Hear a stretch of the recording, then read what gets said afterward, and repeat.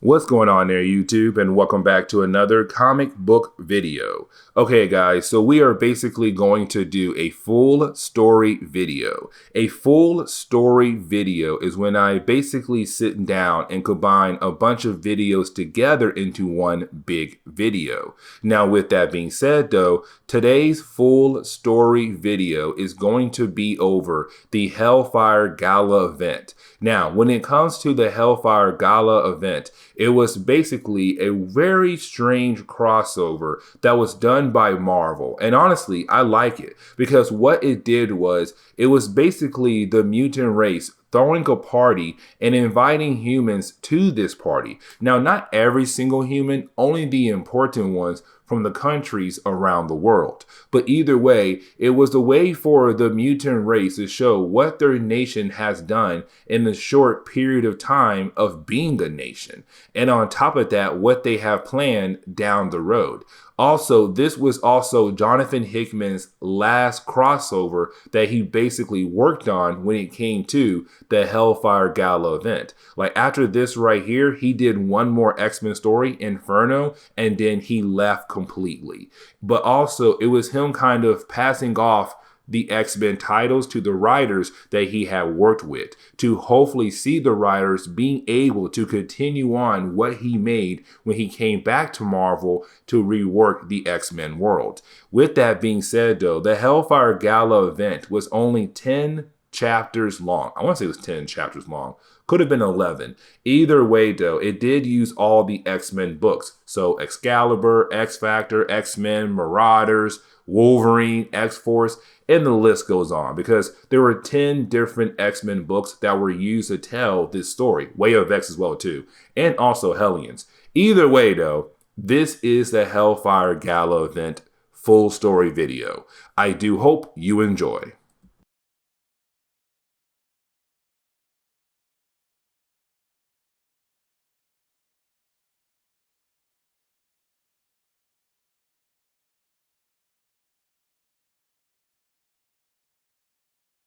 What's going on there, YouTube, and welcome back to another comic book video. Guys, we are here. We are technically going to take a break from Reign of X because we have to cover the Hellfire Gala event. Yes, you heard that right. We're going to cover the Hellfire Gala event because this event is very important because it basically sets up everything to come after the Reign of X, the Trial of X, Destiny of X, and even the Fall of X. Like everything coming after this right here comes from this right here. Because the Hellfire Gala event has been Jonathan Hickman and other writers slowly working their way up to this event. Because even the early parts of Dawn of X, we saw little small hints here and there that something was coming down the road. And of course, it finally arrived, the Hellfire Gala event. And this event is all about the idea of the mutants inviting humans to basically kind of make their bond stronger. But on top of that, to also say, look what we have accomplished. We have achieved so much. And on top of that, we have more things to show you guys coming down the road. Like basically, this is the mutant race coming out full strength and saying, look at us. We are no longer the race on the run. Now we're the race on top. And it's honestly pretty cool. Honestly, I like most of the chapters in this event. Not all, because there are some weak ones, but there are some strong ones. And we are going to cover them all in a lot of different videos. So with that being said, here we go, Hellfire Gala event. Now, of course, to start this event, we have to pick up with the queen herself. And of course, that queen is Emma Frost, because she's the one that had technically put this entire thing together. And so this video will be Marauders number 21. So I do hope you enjoy because here we go. because you have to remember, this has been building up since Giant Size Magneto, a book that I want to say was written by Jonathan Hickman himself, but basically it was Magneto making a deal with Namor to get this island, to make this island become property of the mutant race, so that Emma Frost has the ability to go ahead and do what she wants to do, which is having this big event on this island, and of course inviting all the different people, humans, that she wants to build a stronger bond with. Now, with all that being said, can we say their outfits are very unique? Some of the outfits, I will admit, I'm kind of like, you know what? I like that. Some outfits, I'm like, bro, that ain't for you, girl. That ain't for you, dude or girl, sorry. But either way, it ain't for you. But either way, though, it's showing that the mutants are becoming stronger and better as a race. That's why I like this page right here. And of course, with this being a big event, you have a lot of people coming. And so the next page, it really shows us all these different kinds of ships flying in, all these different boats coming on the ocean, whatever. Either way, they're all coming here for this event. Some of these boats are holding people who are very high up in politics. Some of these boats are basically people from different teams. That's why I say this is basically the X-Men trying to open up their world to the human race, to say we are no longer second class. Now, the next couple pages does show us that you do have some heroes coming to this event, like the Avengers and the Fantastic Four. But honestly, I want to say this is Jonathan Hickman reminding us what happened in House of X and Power of X. And what I mean is that basically in House of X and Power of X, when the mutant race came out and said, hey guys, listen, we are no longer going to be hiding. We are basically going to be coming out full strength. Of course, the human race was scared. They were literally scared and shaking in their boots. They were like, wait a second. Why are the mutants coming out and saying this? But of course, it's the mutant race saying we're tired of being second class. We're tired of being pushed in the back. We're tired of a lot of nonsense. And so we're coming out to show you that we're no longer going to take it anymore. And so when that happened, you did have some heroes like the Fantastic Four kind of wondering if they should be worried about the X-Men. And so with the X-Men basically inviting the Avengers and the Fantastic Four and other characters from all across the Marvel landscape to this event, it's them saying, yes, you were scared of us. Yes, you kind of had the right to be scared of us, but at the same time, you have to understand us. And we're going to show you why we took that giant step and basically push ourselves into first class.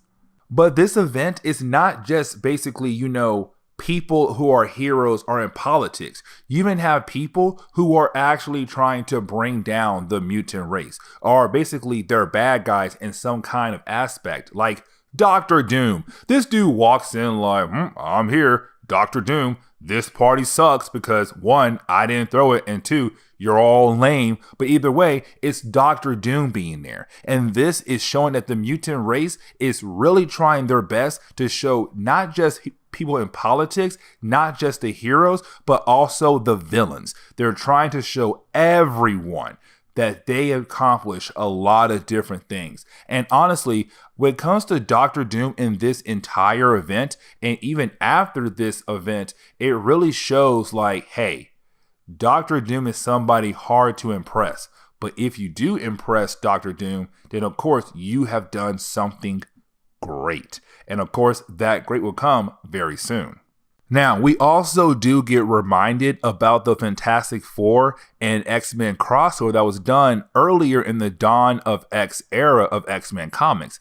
And that was written by Chip Zdarsky. But either way, though, in that event, it was basically told to us that Franklin Richards is no longer a mutant. And that was huge because for years and years and years in Marvel, it was like Franklin is a mutant. But then we come to find out he never was a mutant. That basically he was just a regular human being. Now, With all that being said, though, of course, his powers were also going away to the point that they almost basically disappeared. And I want to say by this point, they have disappeared. I kind of stopped reading Dan Slott, Fantastic Four, which honestly, I need to go back and finish. But either way, though, of course, he only came here because he wanted to come so bad. Because for years and years and years, he felt like the X-Men were his family. But only to find out that they're not really his family because he is not actually a mutant. Now, there's also bad blood between Reed and Charles Xavier. And again, that all comes out of the Fantastic Four X-Men crossover. And of course, you do have Reed tell Charles something, but of course, we do not know what he told Charles. And so, of course, that means that small bit is going to be used for something down the road. But then we finally kind of get into, I want to say, the bones of this book, the kind of starting off point for the Hellfire Gala event, because we actually do pick up with Emma Frost kind of saying, hey everyone, thank you for coming to this event, the first of many. And that right there is very huge, because basically this is the X-Men saying, this would not be the only time that we're going to be here gathering together. That this is not going to be the only time where you're going to see what mutants are able to accomplish with their powers in their brains. But of course, it's her saying this is not the only time that we are not going to come together to make our bonds even stronger. But of course, you do get this cool, I say it's cool, but at the same time it's weird, a psychic concert.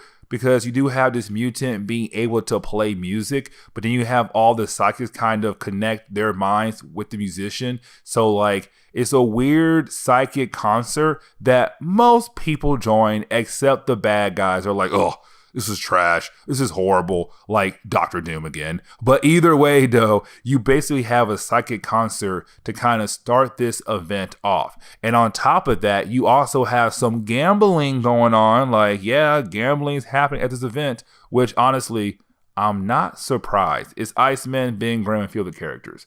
But either way, everyone is having fun at this event. Now, we do get this quick page where basically you have Banshee kind of telling Emma Frost, like, hey, this party is amazing. This whole thing is crazy cool. Like, you did a great job. But this is also kind of like Marvel hinting that Banshee still kind of has a tad bit of feelings towards Emma Frost. And with the mutant race being more open now, meaning that they're down to have a lot of more fun time, no matter who it is, that basically Emma Frost and Banshee could possibly happen again down the road. Now, you do have Emma Frost kind of go over and talk to Dr. Doom and Captain America. Now, this conversation is really more of kind of like, one, Steve Rogers kind of looks at Emma Frost as a mom, and two, Emma Frost looks at Steve Rogers as like, hey, I would totally take him right now. Like, she wants Steve Rogers, but of course, he's kind of like, ma'am, yes, ma'am, yes. And it's kind of like a huge turnoff for her. But either way, though, you didn't have Emma Frost talk to Dr. Doom. Now, while she's actually talking to Dr. Doom, you do have Dr. Doom kind of basically saying that there is not going to be a bond between Latveria and Krakoa. It's never going to happen. But at the same time, though, it's also Dr. Doom kind of hinting that basically what the mutants are doing is what he wants to do, which is conquer the Earth. But at the same time, it's Emma Frost saying, we're not trying to conquer the Earth. We're trying to make the Earth better, but also have a bond with the humans as well. And so with that being said, it's kind of like her saying, you think we want to conquer this Earth, but we don't want to do that. We're just tired of being second class. Now, of course, as she's trying to paint this picture that mutants are not trying to conquer the Earth, that is the moment you do have a member from the Shi'ar Empire basically stop by and want to say, congrats Emma Frost and the mutants for conquering the Earth, which of course then embarrasses her in front of Dr. Doom. Now, of course, with the X-Men inviting, humans and politic people, but also villains, you're going to have the villains working behind the scenes as a way to kind of hopefully build bonds between each other to kind of help each other out to get rid of the mutant race. But with that all being said, though, right now you have this member from the She-Ra Empire tell Emma Frost that basically he is here to deliver some kind of special crystals that she had requested. The problem is, though, she did not. And so she calls up her brother Christian and say, hey, listen, I need you to watch him and see what in the world he's trying to give us, because he says he's here to deliver something for us that we did not ask. And I don't like that, because again, your villains are always plotting to kill you, so you always must be on guard. Now, with that being said, you also have some members from the UN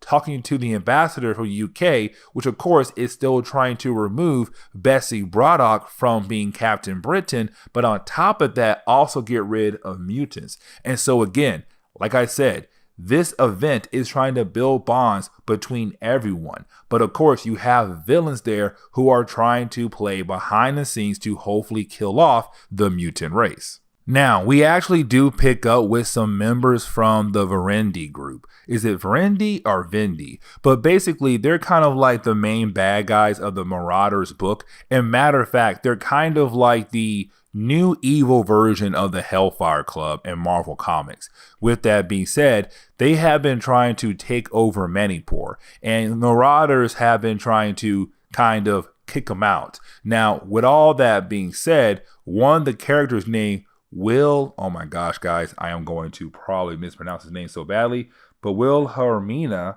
is basically a member of the Vendi group. And right now you have the clones of Emma Frost, the Stepher Cuckoos, trying to say she needs to remember something very important.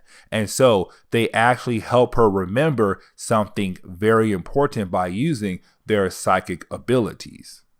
Now, this also does lead into Emma Frost calling a meeting for all the people who are in the Hellfire Circle, because basically it's her saying thank you for all the work they have done, but also for them working together with her to make sure that this event goes well. And so it's basically kind of like, hey, I want to say thank you because this event is going great. Now, of course, this entire chapter right now, it looks like this event is going great. But as we kind of go through the other chapters from the other books, you're going to see that basically a lot of different things are happening behind the scenes that are causing small problems here and there. But of course, the X-Men are working very hard to kind of take care of those small problems. Now, with all that being said, this is also the moment that basically she finds out, Emma Frost, that Steve Rogers looks at her, and basically Emma Frost reminds Steve Rogers as his mother. Like, she basically reminds him of his mother. And that's hilarious because she's all like, you know what? Maybe I still have a chance to get this man. And then she reads his mind and basically is all like, yeah, Emma Frost reminds me of my mother. And for Emma Frost, it's kind of like, oh my gosh, this is horrible. It's hilarious to me. Now, the book does kind of end on a huge cliffhanger. And what I mean is that basically some time has passed by after we saw Emma Frost say thank you to everyone who kind of helped with the idea of the Hellfire Gala event. But of course, something happened after 1 a.m. where basically you have a lot of people kind of giving their opinions. But of course, we're not being told what was shown to them yet. And so right now you have a lot of people in politics kind of like, yep, this is a huge mistake. The mutants have gone too far. The mutants are basically changing the entire world. This is huge. But again, we still have no idea what they're talking about. On top of that, you also have some heroes kind of worried that basically the mutants may have done something great, but they could have basically caused another problem for themselves down the road. But either way, this is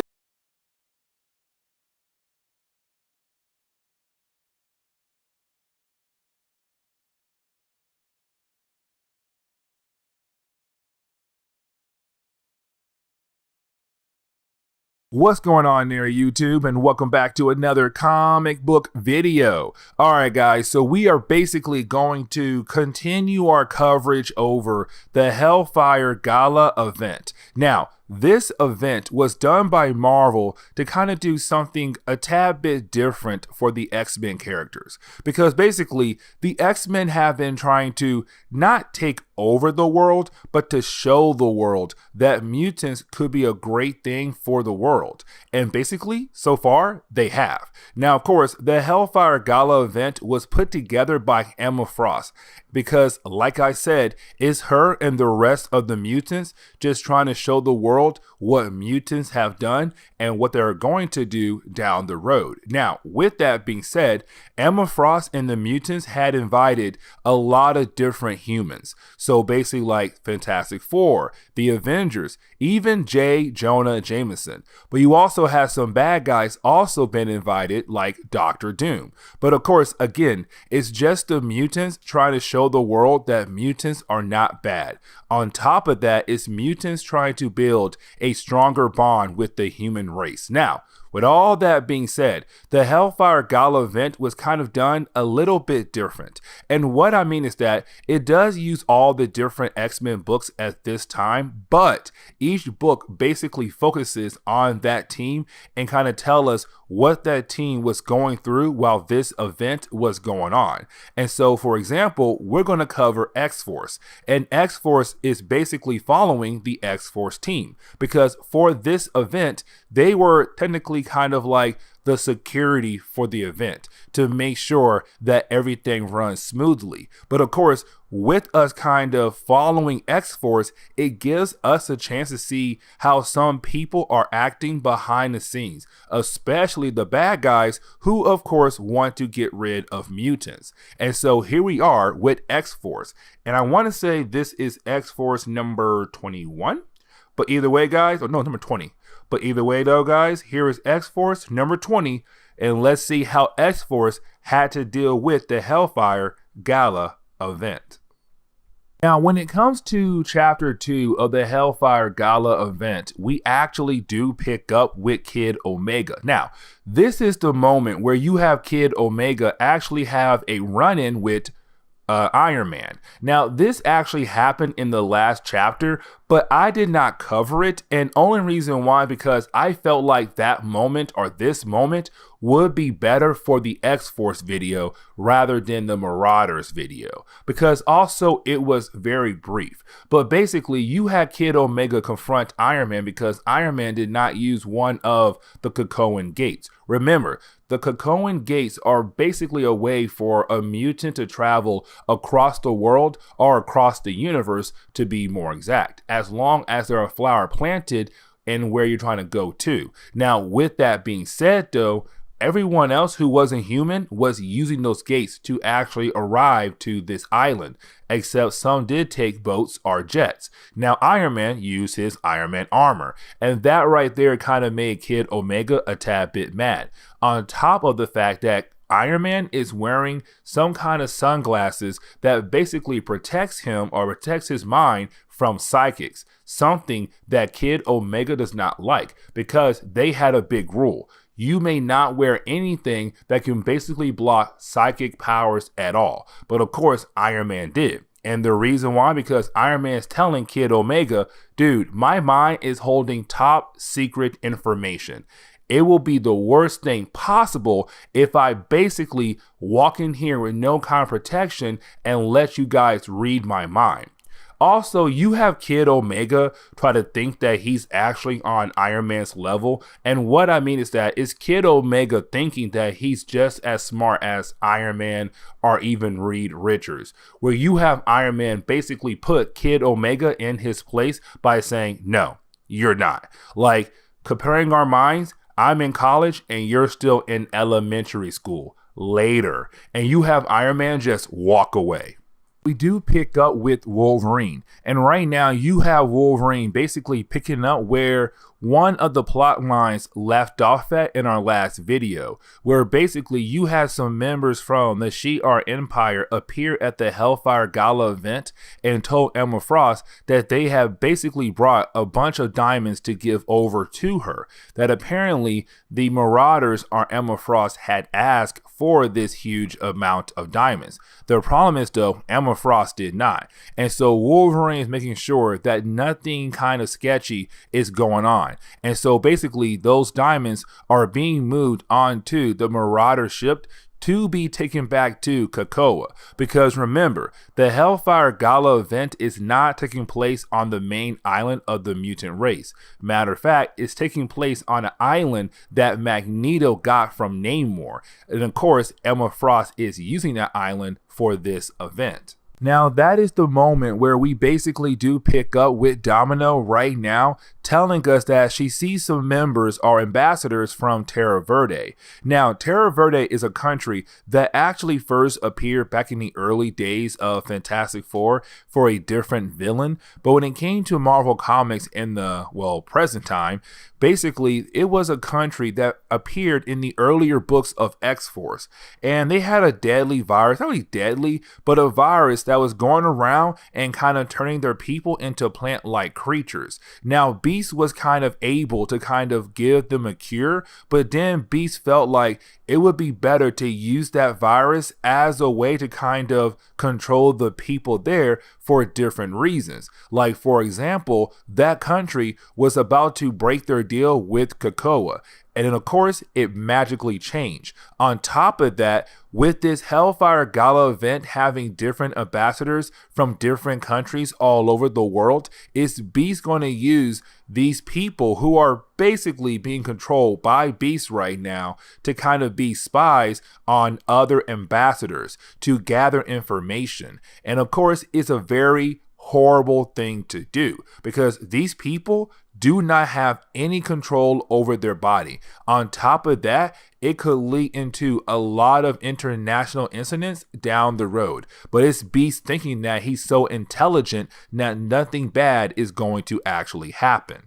Now, we do get another page where basically right now you have Beast kind of joining in a conversation with Charles Xavier. Now, while you have the two characters kind of talking to one another, you do have Charles realizing that Beast is up to something, but Charles can't figure out what Beast is actually up to. And so with that, you have Charles wondering what Beast is up to because it could possibly down the road cause a lot of problems for Charles Xavier, but also the mutant race. And you have Beast try his best to kind of say, listen, don't worry about it. I haven't failed you yet, and I'm not going to fail you now. But of course, you have Charles say, not yet. Like Charles knows something's up, but you also have Emma Frost realizing that something is up because she gives a look right over to Beast like, you did something and I know you did something bad. Now, that is the moment you can actually say that the book is trying to tell us that Beast has changed. And honestly, we could say that a long time ago. I mean, we're on the 20th issue of X-Force. This man has been changed. But the book is really trying to point that out even more. That basically right now that this is a Beast who's not the one fans are used to seeing. Because the Beast we have back in the early 60s, 70s, 80s, 90s, 2000s, and even the 2010s, he's gone. This is a Beast who thinks right now that his intelligence kind of gives him a pass to do whatever he wants to do. And so right now you have Beast actually thinking he has that right to do whatever he wants to do.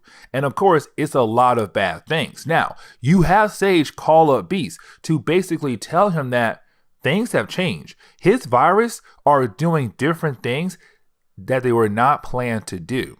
Meaning that the virus that are being used right now to control the ambassadors from Terra-Verde to spy on other ambassadors from other countries are beginning to do something else, something different, possibly bugging the other people from other countries, possibly trying to take over them. And that right there is a dangerous thing to do. But while you have Beast trying to calm down Sage, you have Emma Frost walking away. And let me tell you, she's ticked off. Now, we actually do jump back over to Wolverine. Now, Wolverine is still being kind of like the security guard for X-Force. He's kind of watching the shores, making sure nothing really bad happens on the shores. But while being out there and kind of on watch, well, that is the moment he realized that something is moving in the water. And that something is Deadpool.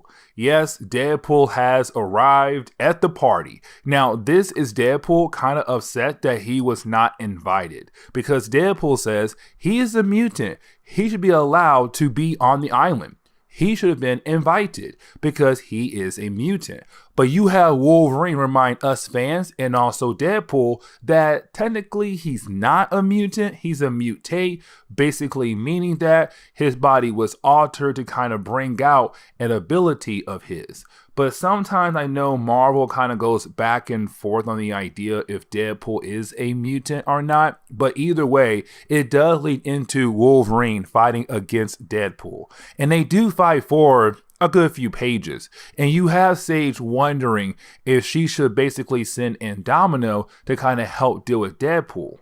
Which she does do. She does call up Domino and she says, hey, you know, Domino, Wolverine needs help. Please go out there and help him because it sounds like Deadpool has arrived at the party. But while you have that happening right there, behind Sage, you have Emma Frost appear. And you have Emma Frost showing Sage that she is very upset. Really upset. But then we have to jump back over to the battle between Deadpool and Wolverine and now including Domino. In this battle, it does go on for a little bit longer, but you have Domino using her luck ability as a way to kind of wrap everything up. And so after like a couple pages, you do have Wolverine and Domino being able to kind of subdue Deadpool. He's not dead, even though it looks like the dude should be dead. But of course, he has a healing factor, so he'll be all right. But we have to get back over to Sage and Emma Frost. Because you have Emma Frost at first kind of coming to Sage and saying like, oh my God, I feel so bad for you, girl. Like, there's a party happening. You can't join in on the party. Like, that must suck. Oh my gosh, here, I'll have a drink with you. But while Sage and Emma Frost are drinking, that is the moment you have Emma Frost say, I know what y'all did. I know what X-Force did.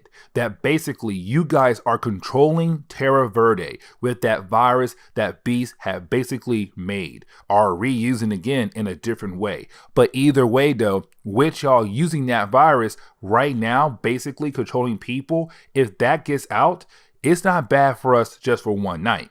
It's bad for us for the rest of our lives because we're trying to show the world that mutants are better. But here you are right now using a virus as a way to basically control an entire country, which could possibly lead to more problems down the road. But of course, while you have Emma Frost and Sage talking to one another, that is the moment you have Sage said they've been basically hijacked. Not hijacked, but hacked. Why I say hijack? I have no idea why.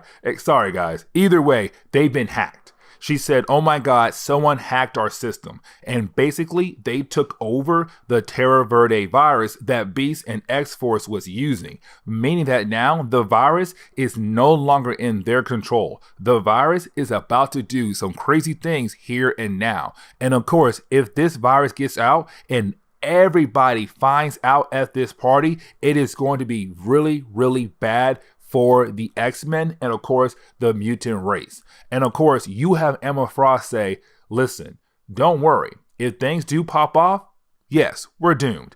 But if we're able to actually calm everything down, Beast will have to answer to the Quiet Council. But now X-Force's goal is to deal with the virus going crazy. So with that being said, this is where we are going to end today's comic book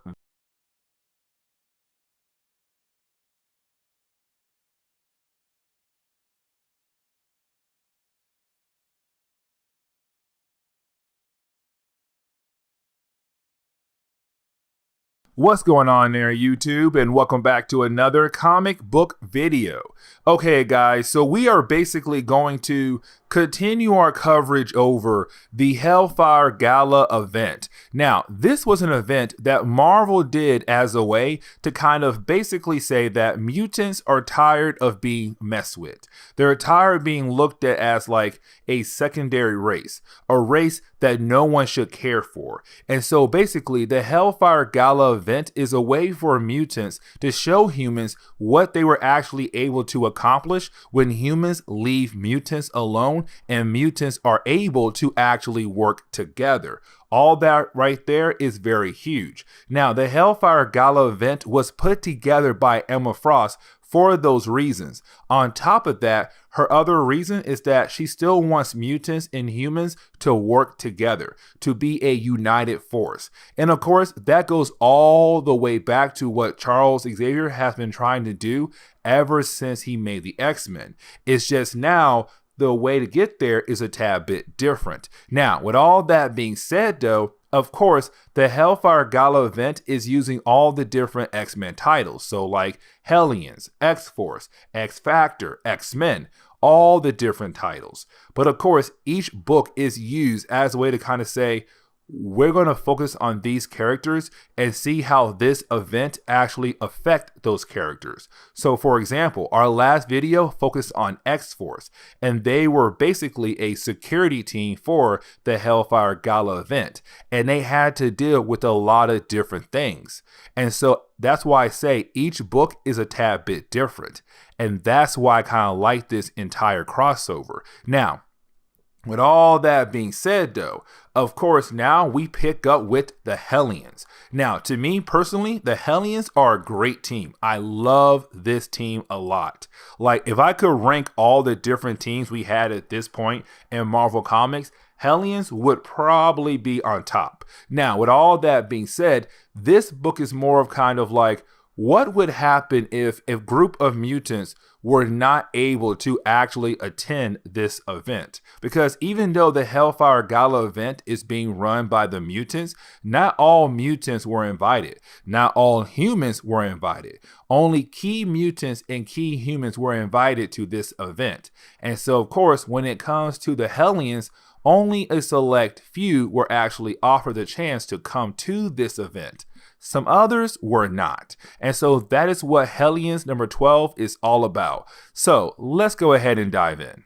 Now, when it comes to the Hellfire Gala event, basically only a few select mutants were invited, like I said earlier. And so when it comes to the Hellions, only 3 characters were invited. One, Mr. Sinister. Now, of course, this makes sense because he's part of the Quiet Council. And remember, the Quiet Council is basically kind of like the government system of COPPA, that they come together to make big time decisions on different topics. Now, the other 2 characters are Havoc, which again also makes sense because Havoc is the brother of Cyclops and the brother-in-law of Jean Grey. Also because Havoc has been a good guy for so many years in Marvel Comics. And then Psylocke. And this also makes sense because, again, Psylocke was an X-Men, been an X-Men for a long time, and she's also a good guy who's kind of forced to be on this team. Now, the other characters who were not invited were, of course, like Wildchild, Orphan Maker, and the Nanny. Now, of course, these characters are not going to stay behind. Like right now, they're like, okay, fine, we'll stay here and train. But of course, we all know they're kind of like teenagers. They're kind of like, it's not fair how you guys get to go to a big event, have fun, all that stuff, but we can't. And so basically, you kind of have the people who weren't invited kind of plotting to basically go to that party down the road while Mr. Sinister is not looking. And matter of fact, after like maybe 3 to 4 hours, you have Grey Crow tell the rest of the crew it's time to go. So basically you have Grey Crow, the Nanny, Orphan Maker, Wildchild. I just like that name, Wildchild. Either way though, you have our 4 characters, the ones who were not invited to the party, basically say they're gonna go either way. So even though they were not invited, they're just gonna go ahead and go. And the thing is, who is going to stop them? Because technically we have seen in this series so far, in this event, there's no, bouncer at the door taking in names or anything. People can walk in freely. And so right now you basically have the Hellions saying, hey, listen, we can go. Nobody knows if we were invited or not. So let's go ahead and head to that party. Now, of course, we do see the characters who were basically invited to the event kind of talking to different people about different things. So like Mr. Sinister is talking to Steve Rogers, of course, most likely probably about getting his DNA because it's Mr. Sinister. You do have Psylocke run into Betsy Braddock, aka Captain Britain, and you also have Havoc go to Charles Xavier. Now, Havoc is going to Charles Xavier for a special reason. The idea of bringing back Madeline Pryor, somebody that he really cares for and loves, and hoping that she can be brought back to life. But of course, that is the moment you have Charles say, hey, before I can tell you if we're going to bring her back to life or not, the rest of your team just arrived, and you have Havoc just instantly freak out. And so, of course, you do have the Hellions just walk in and everybody's kind of like, oh my God, the Hellions, they're here. The ones who were not invited, they're here. Can this day get any worse? Especially Havoc. He's like trying to walk away, hoping that they won't see him. But of course, they seen his outfit before he left for the event. And so when he tries to walk by, you have Grey Crow like, hey man, how's it going? You doing good, buddy? It's just hilarious to me and everything, especially when you have Mr. Sinister trying to talk to other people and try to put himself in the starlight, kind of like, oh my God, I'm amazing, I'm spectacular, all this. And then you have the nanny walk up and say some horrible things about him, where basically everybody else who was in that crowd talking to him or really listening to him just walks away because she ruined the moment. Like, this is why they weren't invited, because they're causing a lot of problems just being there in the first 2 or 3 minutes. Now, of course, you do have Grey Crow find Psylocke. And the reason why I say of course, because these two characters, they have been slowly beginning to like each other throughout this entire run. And of course, it's been small things here and there. And of course, Marvel does make it very obvious. But again, it's these two characters slowly getting together. And so you do have Grey Crow go over to Psylocke at the bar. Now, you do have Kid Omega walk up like, hey, y'all were not invited. I am going to kick you guys out. But you do have Psylocke say, no, they're with me. And if you try anything, I will tell your girlfriend Phoebe what you actually think about her dress. In other words, walk away, Kid Omega, walk away. Because remember, Kid Omega is part of the X-Force team, which of course was the security team for this entire event. Now, when it comes to a party, you're going to have some awkward moments. And that awkward moment comes when basically you have Wildchild walk into Aurora. Now, Aurora is a character we have been seeing in our X Factor coverage.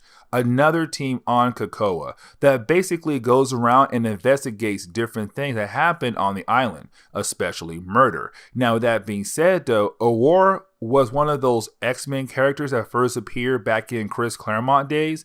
I want to say it was X-Men number 120, and originally she was part of Alpha Flight, the Canadian superhero team. Now, at this point right here, of course, she's on Krakoa with her brother as they both run the X Factor unit. Now, with that being said, reason why this is so awkward is because Wildchild and Aurora, they used to have a relationship. And of course, when things ended, that was the last time they saw each other. And so, of course, things are a tad bit awkward when she sees him at the party. Like, oh, Wildchild, you're here? This is awkward. But then we jump over to Havoc, and right now you have Havoc talking to Magneto. Now, this is Havoc basically talking to Magneto about the idea of bringing Madeline Pryor back to life, because Havoc does care for her so much and also misses her. Now, Magneto does give Havoc a hard time, especially when you have Polaris walk up and you have Magneto tell Polaris what Havoc was asking him. Now, the reason why it's so awkward is because Polaris and Havoc, they used to date. Like literally right after they joined the X-Men, those two characters got together. Now, of course, things did not work out. You had Havoc and Polaris both move on. But either way, though, it's kind of awkward when you have your father telling you that your ex-boyfriend is asking about another girl. Really awkward for both people. Good job, Magneto. But either way, though, you do have Polaris realize what her father is trying to do. And so you have Polaris take Havoc away so that they can actually talk. Now, things only get worse because you do have Wild Child go over to Grey Crow and Psylocke to only tell them what's wrong with him, that basically he ran into his ex. Now, of course, this is one of those moments where you have your best friend, your guy friend tell you, hey, go to her and show her how you changed, how you got better, that basically now you are a different man. And of course, you have Wild Child like, yeah, Grey Crow, you're right. I'm going to go over there and show her I'm a changed man. I'm a better man. Here I go. Now, while you have Wild Child doing that, two other things happen. You basically do have Psylocke kind of show Grey Crow that she's very intrigued by him and kind of wants to get closer to him, which we could actually possibly see down the road. But you didn't have Mr. Sinister be confronted by Exodus. And of course, this is Exodus just giving Sinister a message. Now, that message is that basically, apparently, Mr. Sinister had lost a friend. That's all we get to know, and the story does move on. Now, we do pick up with Havoc, and right now you have Polaris talking to Havoc. Now, remember, Havoc has been going around talking to Magneto and Charles Xavier about the idea of bringing Madeline Pryor back to life.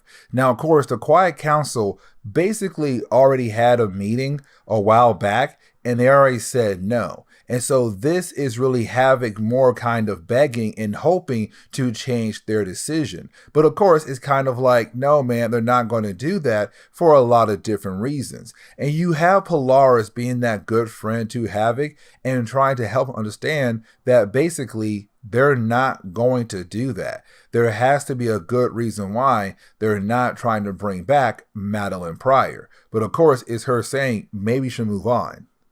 Now, we do jump back over to Wild Child. And right now, you have Wild Child basically about to walk up to Aurora to hopefully get the girl back. The problem is, though, if you guys have not been following our coverage over X Factor, well, basically, Aurora is dating Daken. And so, of course, when you have Wild Child try to find Aurora, and when he does, of course, she's making out with Daken. And this right here just ticks Wild Child off, because you have to remember, when it comes to Wild Child, his mind is really animal-like.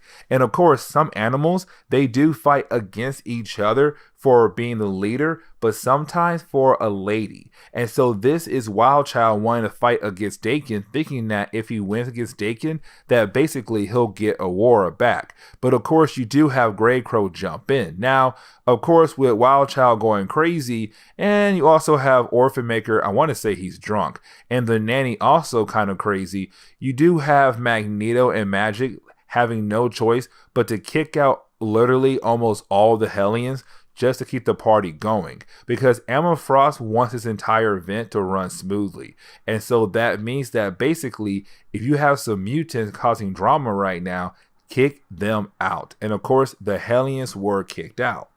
Now, of course, you do have the Hellions being able to actually arrive back to COPPA. And of course, they're very upset about the idea that basically they were kicked out of the party. Now, with that being said, though, of course, that is the moment we find out that they missed the big moment, the big event. And remember, at the end of the Hellfire Gala Part 1, basically Emma Frost showed the humans something very important and big, but of course it was at 1 o'clock. And so when the Hellions got kicked out, they literally just missed it. Again, it's Marvel teasing us kind of like, hey, the mutants did something big. We can't tell you what just yet. Keep reading the series and you might find out. But of course, again, the Hellions missed the big event. Now then they get word that apparently they're about to miss the fireworks. Now, of course, Psylocke was able to kind of connect her mind to somebody else who's still at the event to show the Hellions the fireworks. And of course, they're all excited. Now, Mr. Sinister arrives back home to Krakoa, very happy about to do something else that could most likely cause the X-Men problems down the road. But of course, he's just happy to be back home. But of course, when he does arrive, he does see his team kind of just staring into the sky, confused on why they're doing that for.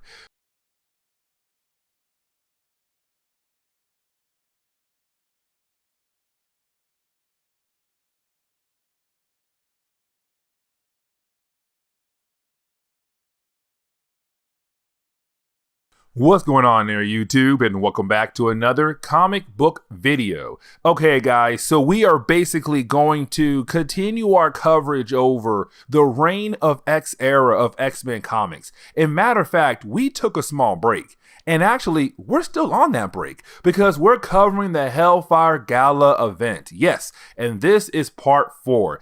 There are going to be a lot of parts, guys. Please forgive me. But basically, right now, or back in the past, Marvel gave us this strange event. And the reason why I say it is a strange event, because basically, this book or this entire storyline was not no huge crazy cosmic event or some kind of storyline where the world is completely changed forever. No, this was kind of like, hey guys, we're Marvel Comics. The X-Men have been slowly taking over the world, and this is them saying, hey, we, the mutants, are no longer second class. We, the mutants, can basically make the earth better. If you stop hating us and actually work with us, then you can see that we are something great to have next to you. It's them trying to build the bond with the human race. And so what Emma Frost and the rest of the mutant race did had this huge event where they have basically invited the humans to come see some key important humans to see what the mutants have accomplished so far and what they're going to do down the road. Now, we do know in the earlier chapters, something happened where basically the humans left so surprised with what the mutants did. Now, we still have no idea what that was, and we covered 3 parts. Now, with that being said, we covered Hellions, Marauders, and X-Force. Now it's our time to pick up with Excalibur to see how they're doing in the middle of this event, because this event is affecting all the X-Men teams in different ways. So with that being said, here is Excalibur in the Hellfire Gala Event. Now, before we dive deep into this storyline, there is some things I do want to remind you guys, and that is Richter. So, guys, real quick, refresh. So basically, Richter was a character who's been around since the 1990s, right? But basically, in this series, he was very close to Apocalypse. Now, the reason why, because when it came to Richter, when we first saw him, his powers was going crazy. He could not control his powers. Now, with that being said, though, you basically had Apocalypse stop by to kind of help Richter control his powers. And ever since then, Richter was able to control his powers, but he thanks Apocalypse for that. But with Apocalypse being gone, Richter hates the idea that everybody on the island have basically moved on. He feels like everyone should kind of be sad and depressed that Apocalypse is no longer here. But in reality, that's life. You have to move on. But is Richter not okay with the idea that everyone has moved on?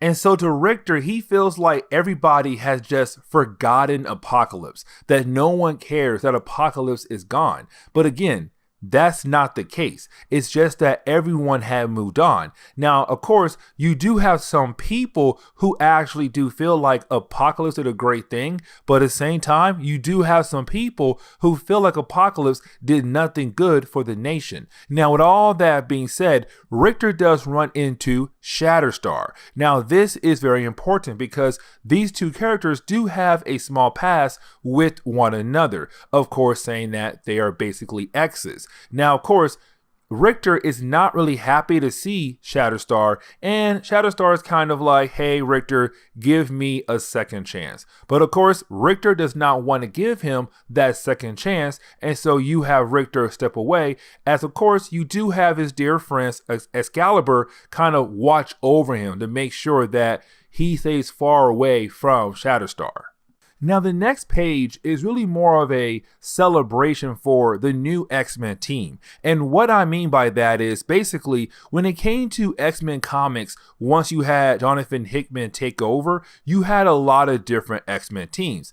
X-Force, X-Factor, Excalibur, Marauders. But when it came to the X-Men team, that name right there wasn't really an X-Men team. It was just that you had all these different teams, but no main X-Men team. And so what the Hellfire Gala event is doing right now is introducing this new X-Men team. Now, with this book right here, we can tell who is going to be one of the members of that team. And of course, it is Rogue. Now, the rest of the team, we have no idea, but of course, we'll find out down the road. Now, while the party is going on, well, that is the moment you do have Bessie Braddock run into Pete Wisdom. Now, Pete Wisdom is basically one of those guys who works for a secret government team in Great Britain. Now, with that being said, though, Pete Wisdom is coming to Bessie Braddock to give her a warning. And that warning is that right now, the United Kingdom does not like her. Because you have to remember, Bessie Braddock is Captain Britain at this point in Marvel Comics. But the problem is, though, thanks to X of Swords, that massive crossover we did a while back, Bessie Braddock technically died. Not really, but she kind of did. But either way, while she was gone and before she came back to life, Great Britain began to hate her even more. Now, they kind of already did hate her because she was a mutant. But of course, when she disappeared and Great Britain did not have their protector, they basically began to hate her even more. And so you have Pete Wisdom telling her, hey, listen, the Coven of Aqaba, which is the main bad guy group of this entire series, had basically told Great Britain that you are not even British, that technically you're now from Krakoa. And so with that, the hate even built up even more because they feel like if you're going to be Captain Britain, you have to be British. Now, with all that being said, that is the moment you basically have Bessie Braddock find out that the Coven of Aqaba and their leader has been invited to this event. Now, this is huge because right now, the Coven of Aqaba is trying to become ambassadors for Great Britain. And matter of fact, I want to say they already are. Now, we do jump into a meeting that takes place later on between Charles Xavier, Emma Frost, Bessie Braddock, and also Ruben, and I cannot pronounce his last name. Now, Ruben is basically the ambassador of Great Britain, but also the leader of the Coven of Aqaba. Again, the main bad guys of this entire series who want to get rid of the mutant race, but also they kind of work for Morgan Le Fay, who's right now being held hostage by Bessie Braddock's brother, Jamie Braddock. Either way, though, right now you basically have Ruben informing Charles Xavier, Emma Frost, and Bessie Braddock that the alliance between Great Britain and Krakoa is no longer there. It is completely gone. Now, of course, this is huge because technically, you do have some countries out there who don't really work with Krakoa, like Russia. But Russia is the only big country. Other countries are working with Krakoa, the big ones. But with Great Britain kind of stepping away, that is another big country stepping away from Krakoa and their alliance. Now, the reason why Ruben is doing this, because again, he hates mutants. He hates Bessie Braddock. He hates the idea that a mutant right now is Captain Britain, their protector of their country. And so right now, he wants to remove every single thing he can that basically belongs to mutants. Their gates, their medicines, and of course, their Captain Britain. And so this is him beginning the process to hopefully get rid of Bessie Braddock. Now, the thing is, though, he wants King Arthur to return, who has not been seen for years. But of course, he wants that king back and not Captain Britain. Now, we do get this random setting where basically we pick up with the other brother of Bessie Braddock, Brian Braddock, who is right now with his wife. And of course, his wife's name is Maggie or Megan. I forgot because I always get her and their daughter confused when it comes to their names. But basically, Maggie is kind of like a half mutant, half fairy. But of course, she is from Otherworld. Now, with all that being said, it seems like a very sweet moment. And you do have Nightcrawler kind of appear in the room. He's very happy for her. And of course, we have no idea why he is happy for her. But we are left to believe that there is a possibility that she could be pregnant, but she hasn't told Brian yet. And so you do have Nightcrawler leave before he does find out what they were talking about, which of course is that she is pregnant. Now we do pick up with Ruben, Pete Wisdom, and the rest of the Coven of Aqaba. Now, this is not Pete Wisdom actually being part of the Coven of Aqaba. Instead, it's really more of Ruben forcing Pete here. And the reason why, because with Ruben being the leader of the Coven, but also being the ambassador of Great Britain, he kind of forced Pete to come here, with him being the ambassador of Great Britain. But either way, though, this is Ruben telling us his master plan, that right now they're going to do a ritual, and they're going to use this ritual to basically free Morgan Le Fay. Now remember, Morgan Le Fay was the main bad guy at the very beginning of this series. And on top of that, the Coven of Aqaba, they worked for her, and they're trying to bring back their queen, their leader. And so what they're going to do right now is a ritual. But for this to work, they have to kill off a mutant. They have to spill mutant blood. And of course, that mutant blood is going to be Pete Wisdom. And so before he's able to actually escape, he is killed off. They basically use him as a sacrifice. And when his blood spills, of course, the ritual works. Morgan Le Fay is free again, and that is huge because the thing is, she was locked away in Jamie's Braddock basement, and she kind of got replaced by him in her kingdom. He took over her kingdom. But now, with that ritual right there, she is basically free again. And with her being free, that means in the future books for Excalibur, it is going to go down. She's back to get revenge. She's back to make sure that Captain Britain possibly dies, because she also hates mutants with a passion. And so with that being said,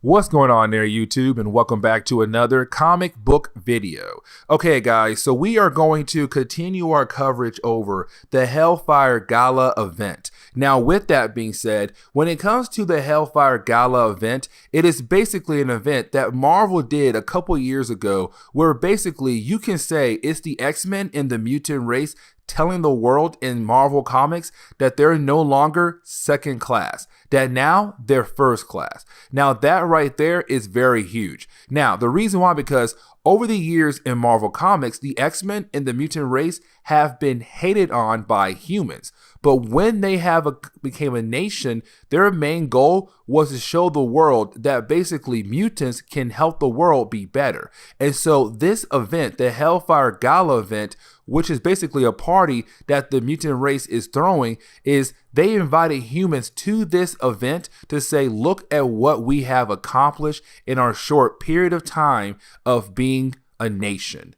And now they're trying to show if humans and mutants can work together, it could technically lead the world into a better direction. Now, with all that being said, each chapter has ended on a crazy note. And what I mean is that, so when it comes to Hellfire Gala event, it is basically a crossover between all the different X-Men books. So X-Factor, X-Force, X-Men, Excalibur, all the X titles. But either way though, each chapter is following a different character or team.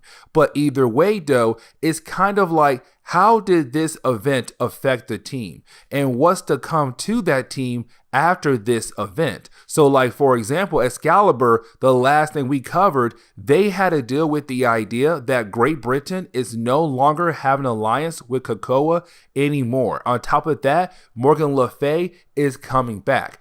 That's what I mean. When it comes to the Hellfire Gala event, yes, it is a big party, but each chapter is used to follow a different character and team to kind of say, hey, how did this event affect them? And what's to come for those characters after this event down the road? Now, of course, we now pick up with X-Men number 21. Now, this is the book where technically it's Jonathan Hickman saying goodbye to the main X-Men series. He will write a few more X-Men titles after this book, but of course, he's kind of like, I'm done with the X-Men main flagship series. And so he's also setting up the next X-Men series that will be written by a different writer. And so a lot is happening with this one particular book, but it's also introducing the new X-Men team that's going to take over the new X-Men title. So again, a lot of things is happening in this event.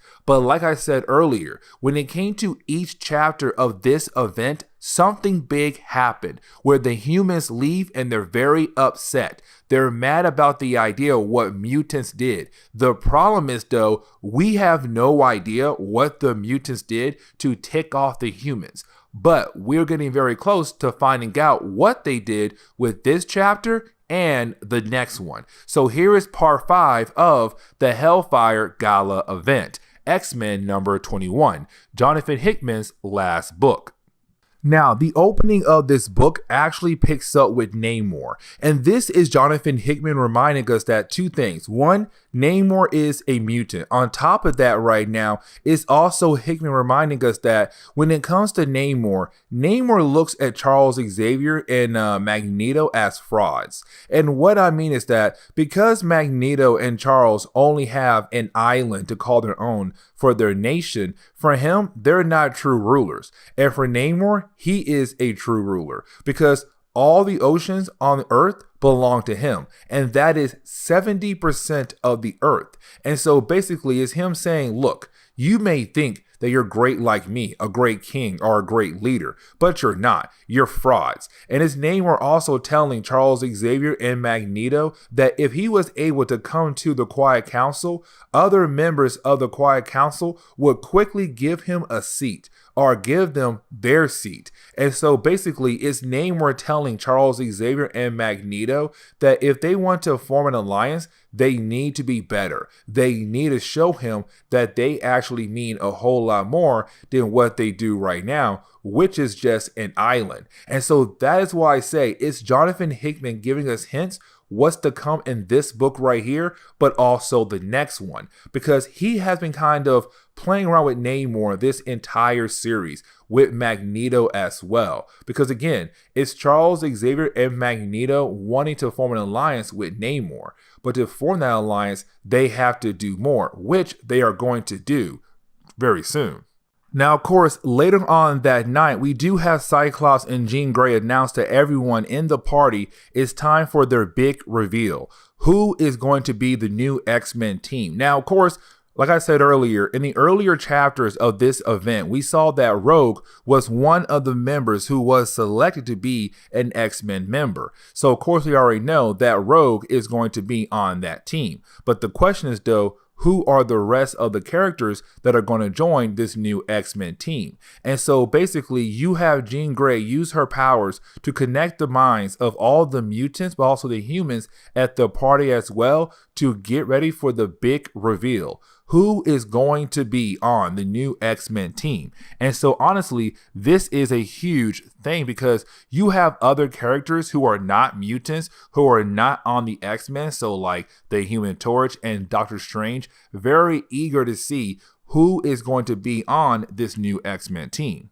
Now, of course, with this big reveal, it's also saying that some characters are going to leave their current teams, but also some characters are finally going to be used in the COPPA era. So, for example, we get told who is going to be on the team now. So, like Rogue is one of the characters selected. Sunfire, Wolverine, Sync, and Polaris.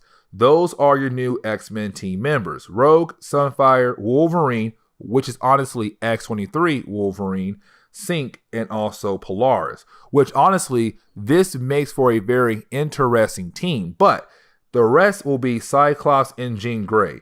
And so this is your new X-Men team. This will be the X-Men team we're going to see in the next X-Men series that we are going to cover very soon.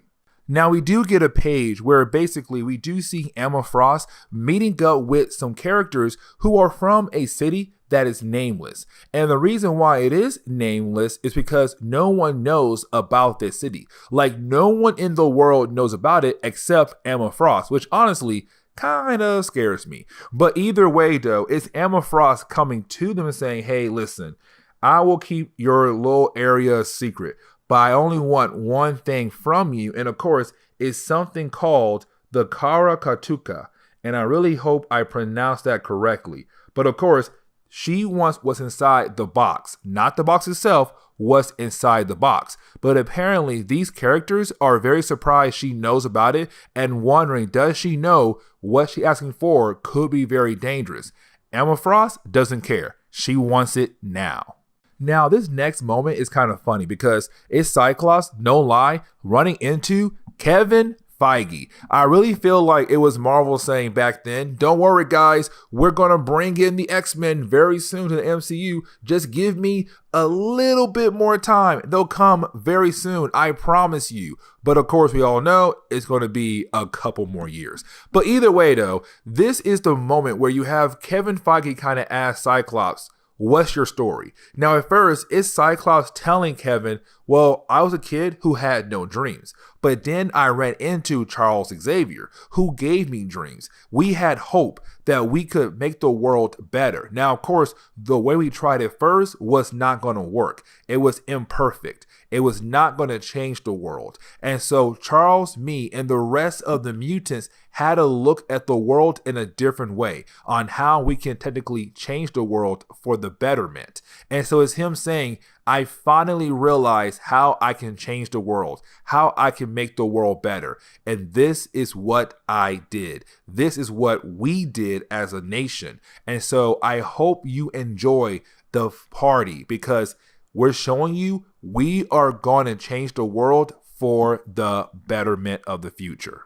Now, when it comes to Jonathan Hickman, he knows how to leave you on a cliffhanger. Like, man, this dude knows how to leave you on a cliffhanger. Because basically what happens next is that you have Emma Frost kind of thanking everybody for coming to this event. Like, hey guys, thank you for being here. This is a great event. It's amazing to see all these faces, like her usual thankful speech. Now, here's the big thing though, because at the end of that, you have Emma Frost say, we have one more thing to show you guys. Now, remember, every single chapter so far has basically ended on the high note of that something happened at the end of the night where humans leave upset, angry, or surprised in what the mutants have done.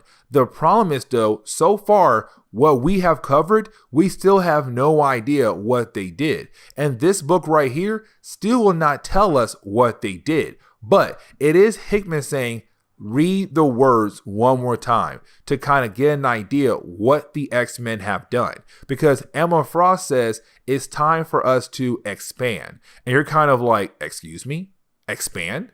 What do you mean expand? And that's why I say earlier in this video, when it came to Namor and he told Charles Xavier and he told Magneto, you need to offer me more than just an island to basically make an alliance. I need more than that. Well, this is Emma Frost saying we are about to expand right now. And the book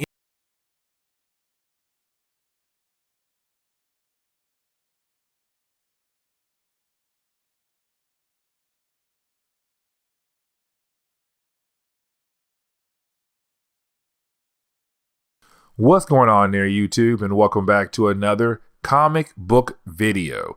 Okay, guys, so we are basically going to continue our coverage over the Hellfire Gala event. Now remember, the Hellfire Gala event was basically a way for Marvel to do something different with the X-Men. And what I mean is that you had Jonathan Hickman and the rest of his fellow X-Men writers come together to basically tell us this story where Emma Frost and the mutant race had basically through a gala event where they had invited a bunch of humans who are very important in different parts of the world to show the humans what the mutants were able to accomplish in a short period of time, being a nation of their own. And so of course is Jonathan Hickman also saying goodbye to the main flagship X-Men title. And what I mean is that after this event, Jonathan Hickman did a couple more things with the X-Men and then he left. And he basically gave it over to a new writer.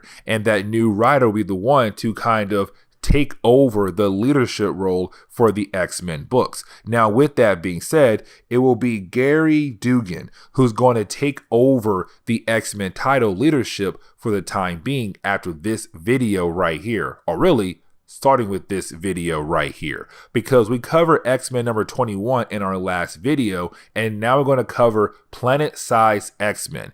This is Gary Dugan coming in and saying, all right, I am now in charge of the X-Men titles. Let me show you what I have planned for the future of X-Men books. And honestly, it's kind of a huge thing for him, because when you come out with a big book like this, saying that you're going to lead us into a new era, and not really a new era, but kind of a way to say, I'm going to wrap up what Hickman left us with. And that right there is very huge. Now, when it came to the Hellfire Gala event, every single book kind of ended on a note where basically something happened at the very end of the party, where of course humans were leaving upset, angry, or very surprised with what the mutants have done with their new project. And so with that, we still have no idea what the mutants did to basically surprise all these humans who had attended their party.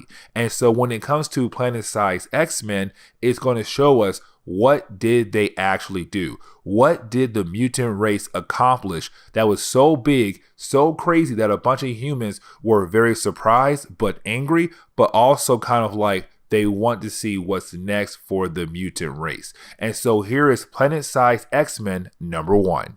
And so to get into this storyline where we are basically going to find out what the mutant race did that surprised the humans so much, we actually do pick up with Magneto right now in space. And of course, he's basically being able to use his powers to move some very important meteorites, because those meteorites have iron inside of them, which of course iron is metal. And so Magneto is basically able to kind of control those meteorites, but he's taking those meteorites to a certain location. Now, this is kind of building off what Emma Frost said in our last video, where she said it's time for the mutant race to expand.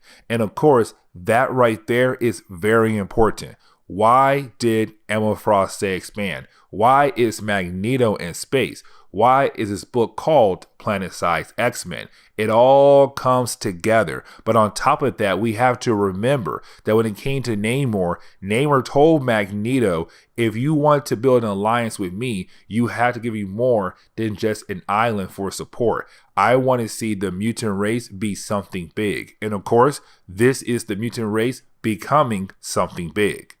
Now, of course, that is the moment we see Magneto basically using his powers to throw these meteorites into an unknown planet. Now, while he's doing that, of course, on that planet, you have Hope Summers and Gabriel Summers there right now. Now, remember, Hope Summers is the daughter of Cable. And when it comes to Gabriel, Gabriel is the younger brother of Cyclops and Havoc, which would make him the uncle of Holt Summers and also the uncle of Rachel Summers and the uncle of Cable. Now, with all that being said, though, right now you have Hope and Gabriel using their abilities to kind of do something very interesting with these meteorites that basically Magneto is just constantly throwing into this random planet over and over and over again. And the question is, though, why is he doing that? But then the next character kind of tells us where this planet is. Because also on that planet, you have Iceman there. Now, Iceman was at the party, but of course, like Magneto, he had teleported over to this planet. And right now, you have Iceman kind of showing everyone what they're doing right now on this planet. It's Iceman telling us, hey, while you guys are on Earth right now at the Hellfire Gala event, you are watching what we're doing right now on this planet. And what we're doing right now on this planet is basically doing something very interesting and something new with this planet. And of course, that is the moment you have Iceman tell us that Magneto, him, Hope, and Gabriel, they're on Mars.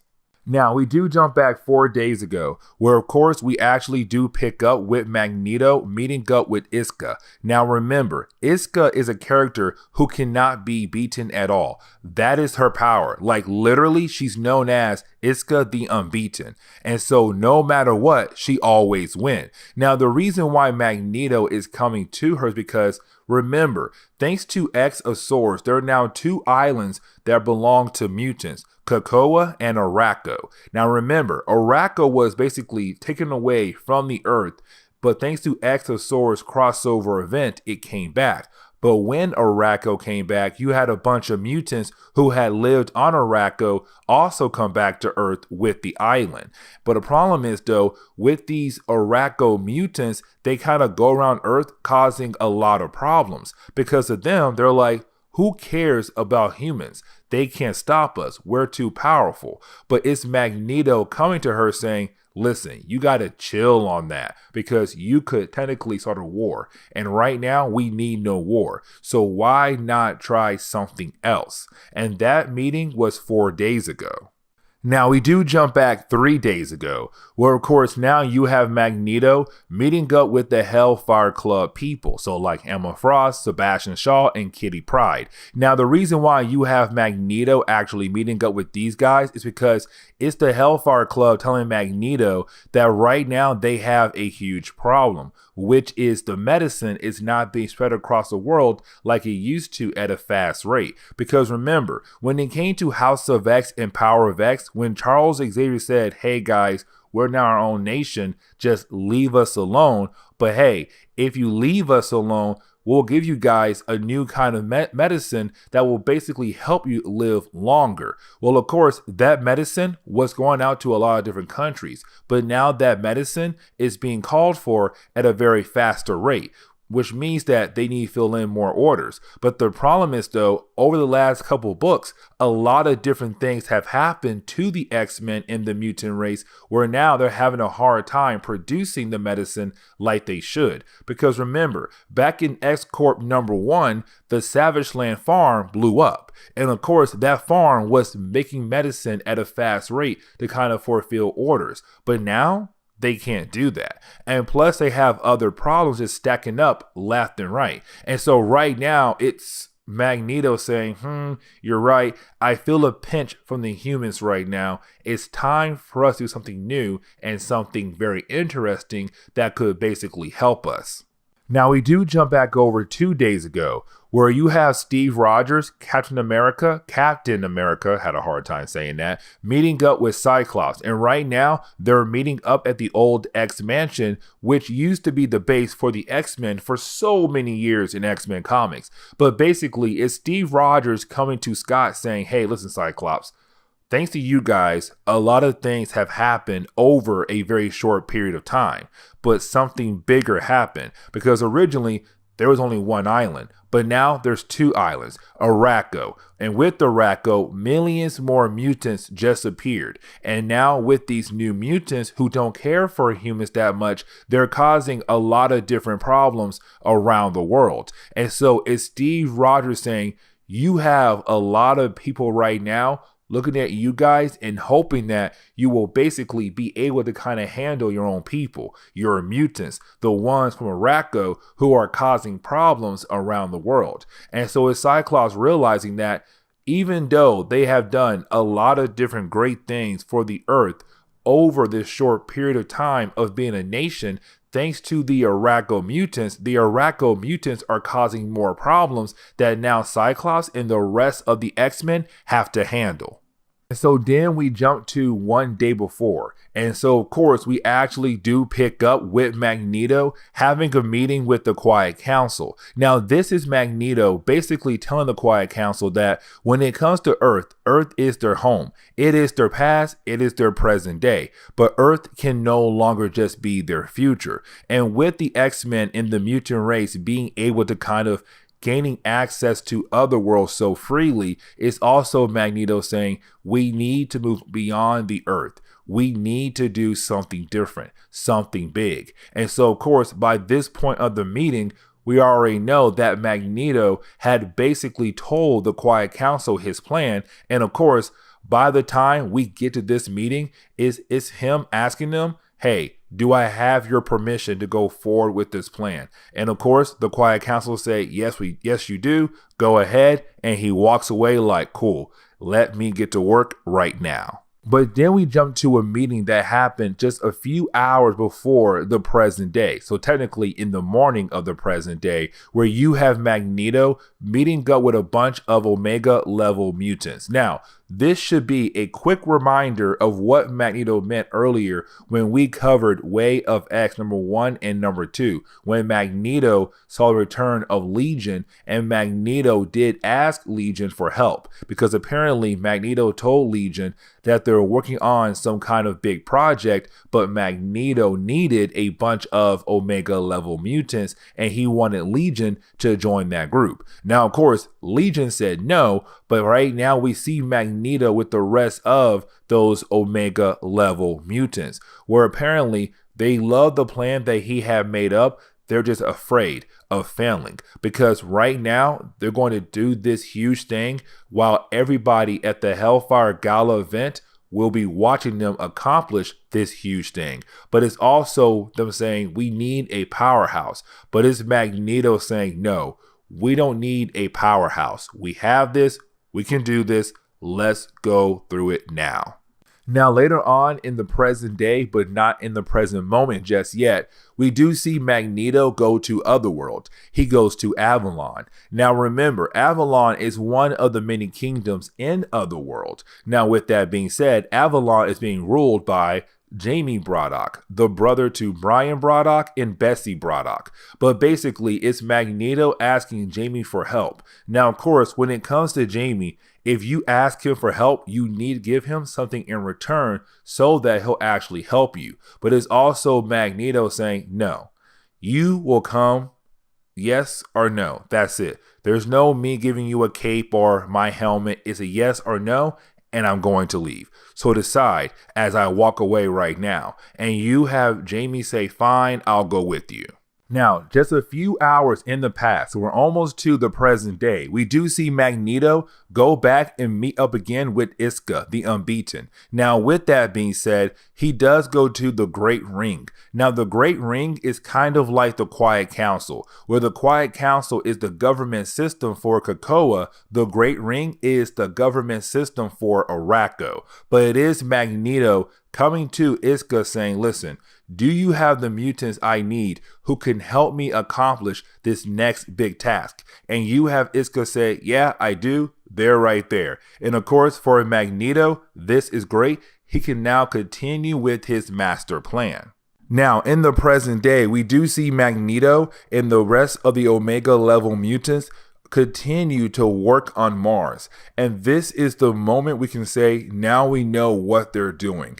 They're basically making Mars somewhere that is actually livable, meaning that if the mutant race want to go ahead and leave Earth completely and go on Mars, they can do that now. And this is huge because remember, when it comes to our solar system, there's only one planet that humans can live on, and that is Earth. And so right now, it's the mutants saying, look at what we accomplished in just mere minutes, or actually days. But of course, all that planning was days, but the process took a few mere minutes. That now they turned Mars into a planet that there is a possibility down the road in the future that humans and also mutants could live on. This is huge. Now, this also tells us what Magneto meant earlier when he went to Iska saying, hey, listen, we need to figure out a plan for you Araco mutants because you guys are causing so many problems on Earth. We got to put you somewhere else. And so basically, with the abilities of all the Omega level mutants, not all of them, but some of them, Araco and all their mutants were basically teleported off Earth onto Mars. So now Krakoa will be on Earth, but Araco will be on Mars. Now, this was done for two reasons again. First, to show the humans, look at what we can do. Literally, look at this. A few days of planning, mere minutes of processing and working. Bam, Mars is now a place where mutants and humans can go and basically live there without worrying about dying so quickly. There's fresh air, fresh water, all of that, food, everything. But the second reason is to also deal with the Araco mutants because Araco mutants were just causing problems all over the place. But this is why it's called Planet-Size X-Men. This is why you had Hickman in the last chapter kind of hint at the idea when Namor said, come back to me when you have more to offer. Like, hey, your island's nice and all, but your island is nothing to me, the ocean. Well, now it's the X-Men saying, well, Namor, look at this. We have Mars. Now, to go ahead and kind of wrap up this video, you basically do have Jean Grey go over to Jamie Braddock. Now, when she does that, she does give Jamie one heck of a good idea. And what I mean is that it's basically her coming to him and saying, look, listen, I have an idea. When it comes to Earth, Earth has shield and sword to protect it. But what does Mars have? What does Mars have to protect it? And so what she does is that she tells Jamie to make a second sword base. So sword base 2 is online now. It will basically be used to protect Mars. And on Mars, there is a space station on Mars that will basically be used to kind of control the second sword base. And so now Mars has their own protection system. It's Jean Grey and the mutants realizing that Mars could have a bright future. Now, with all that being said, though, you do have Magneto also mention that when it comes to the rest of the planets and the solar system, there's a possibility the mutants will find a way to make those Earths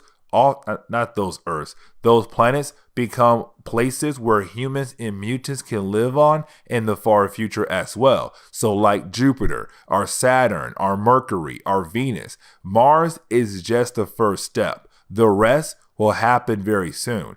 And when it does, there will be a ring that will basically be used to kind of keep order between all the different planets. But for right now, you only have two planets that need to be in order, Mars and Earth. But in the future, there could be Saturn, there could be Uranus, there could be Mercury or Venus, who knows? But with that being said, this is what the mutants have done to basically surprise the humans. Like, they are literally shocked. But of course, this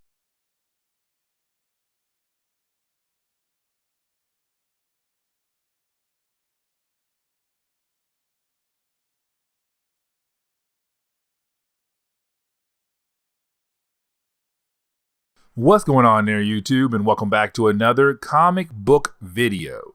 Okay, guys, so we are basically going to continue our coverage over the Hellfire Gala event, where we actually do pick up with the next chapter, which is X-Corp number 2. Remember, when it comes to the Hellfire Gala event, it is basically a Marvel crossover for the X-Men. And honestly, it's a different kind of crossover, where basically it is the mutants inviting humans, very important humans, to this party to basically say, look at what the mutant race can do if humans let mutants work. If humans actually work with mutants, then the world would be a better place. Because the mutants have accomplished a lot in the 1 year, or how many days it's been, since it became a nation. And so this is the mutant race saying, look at what we have accomplished. Now remember, at the end of our last video, we basically saw that the mutants were able to turn Mars into a living planet, meaning that if humans and mutants want to leave Earth and go to Mars, they can live there now. And that is a huge accomplishment. Now, with all that being said, today's video is going to focus on X-Corp. Now, this is only the second issue of X-Corp. Literally, they had one book. By the next one, it was a crossover. Like, instantly thrown into a crossover. Now, when it comes to X-Corp, you have to remember, X-Corp is all about the business side to the mutant race. So when Charles Xavier and Magneto and Apocalypse and a few other people basically made COPPA as a nation, Charles Xavier went out of his way to make a lot of different businesses across the world. And of course, X-Corp is the company that runs all those different businesses. And so basically, X-Corp is run by Monet and Angel, two characters who do kind of have a history in kind of running different things. Not really, but somewhat. Either way, Charles Xavier put those two characters in charge to run X-Corp, because X-Corp is just a company that's running all the different companies that Charles had made ever since COPPA had became a nation.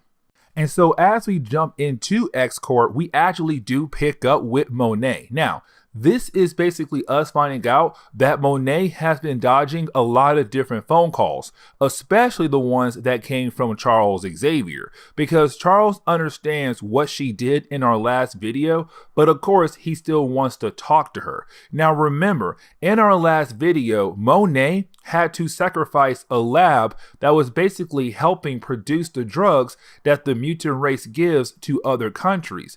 The problem was, though, that lab was in the Savage Land. And the Savage Land is located in Antarctica. And that right there is a huge no-no, because the United Nations had a law saying that you cannot have any kind of farm in Antarctica at all. And so it was COPPA basically breaking that law. And so you had Monet actually had to sacrifice that lab to kind of make sure COPPA does not get in trouble for breaking that law.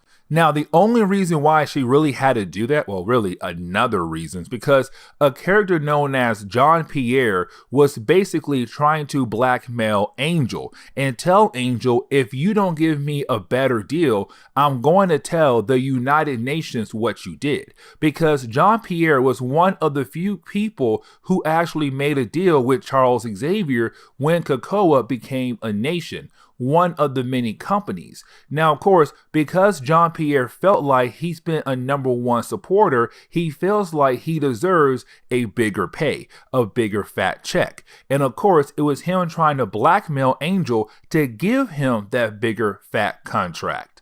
And of course, it did not work out for him because Monet blew up the lab. And so now John Pierre really does not have any kind of proof at all. But either way, it's Charles calling Monet to tell her and Angel they need to basically shake a lot of hands from important people who run some very important companies, because it's Charles just trying to ease the tension that's basically been put on X-Corp thanks to Monet sacrificing that lab. Now that is the moment where we actually do pick up with Jamie Madrox and Trinary. Now Trinary is not actually at the party. She's kind of at the base of X-Corp, kind of running different things. But you do have Jamie, Angel, and Monet at the actual Hellfire Gala event. Now, Jamie and Trinary were both offered the chance to actually join the board. Here's the big problem though. Jamie has no idea about the different board meetings that Angel and Monet have today at the Hellfire Gala event. And that really bothers him because right now his powers, which is again being able to actually clone himself, is being used right now to kind of pass out food and drinks to the people who are, attending this party. But at the same time, he feels like him, the original self, should be at these board meetings. But of course, Angel and Monet are not actually telling him about the board meetings that he should be at. Because kind of like Angel and Monet handle the more serious problems, while Jamie and Trinary handle the more lower risk problems that X-Corp could possibly face down the road. Now, some of these important meetings is really more of Monet and Angel trying to produce more board members, trying to recruit more board members. And so while they're going around having fun at the parties, they have to do these meetings as well. Like, for example, they have to meet up with Sunspot first. Now, Sunspot would be, honestly, maybe a good person to have on the board. And the reason why, because Sunspot has the experience. He has the knowledge of being a businessman. And of course, some of that knowledge did come from his father, but of course, it came from Sunspot putting himself out there as a businessman. And we have seen him be a businessman so many times in the past in Marvel Comics. And honestly, that is why I say he would be a great fit for a board member spot. And of course, is him saying, listen, I was basically recommended by other people who you are very close to, who are telling you you should give me a chance. But of course, it's kind of like if they do say yes, they'll give him a call. But of course, it's not an official yes. Now, getting over to Jamie and also Trinary, you do have Jamie kind of explaining to Trinary that he's very upset that basically he was not invited to these board meetings because him and Trinary, they were offered positions to be on the board. And he feels like if they're going to be on the board, they should be at these board meetings helping to pick out future board members. But of course, it's them kind of like not getting that chance. It's Monet and Angel not really inviting these two characters. And again, it feels like it's Angel and Monet pushing these characters to be in the background. Like, hey, you're part of the board, but at the same time, stay over there. Stay over there and everything will be okay. Cool, bye.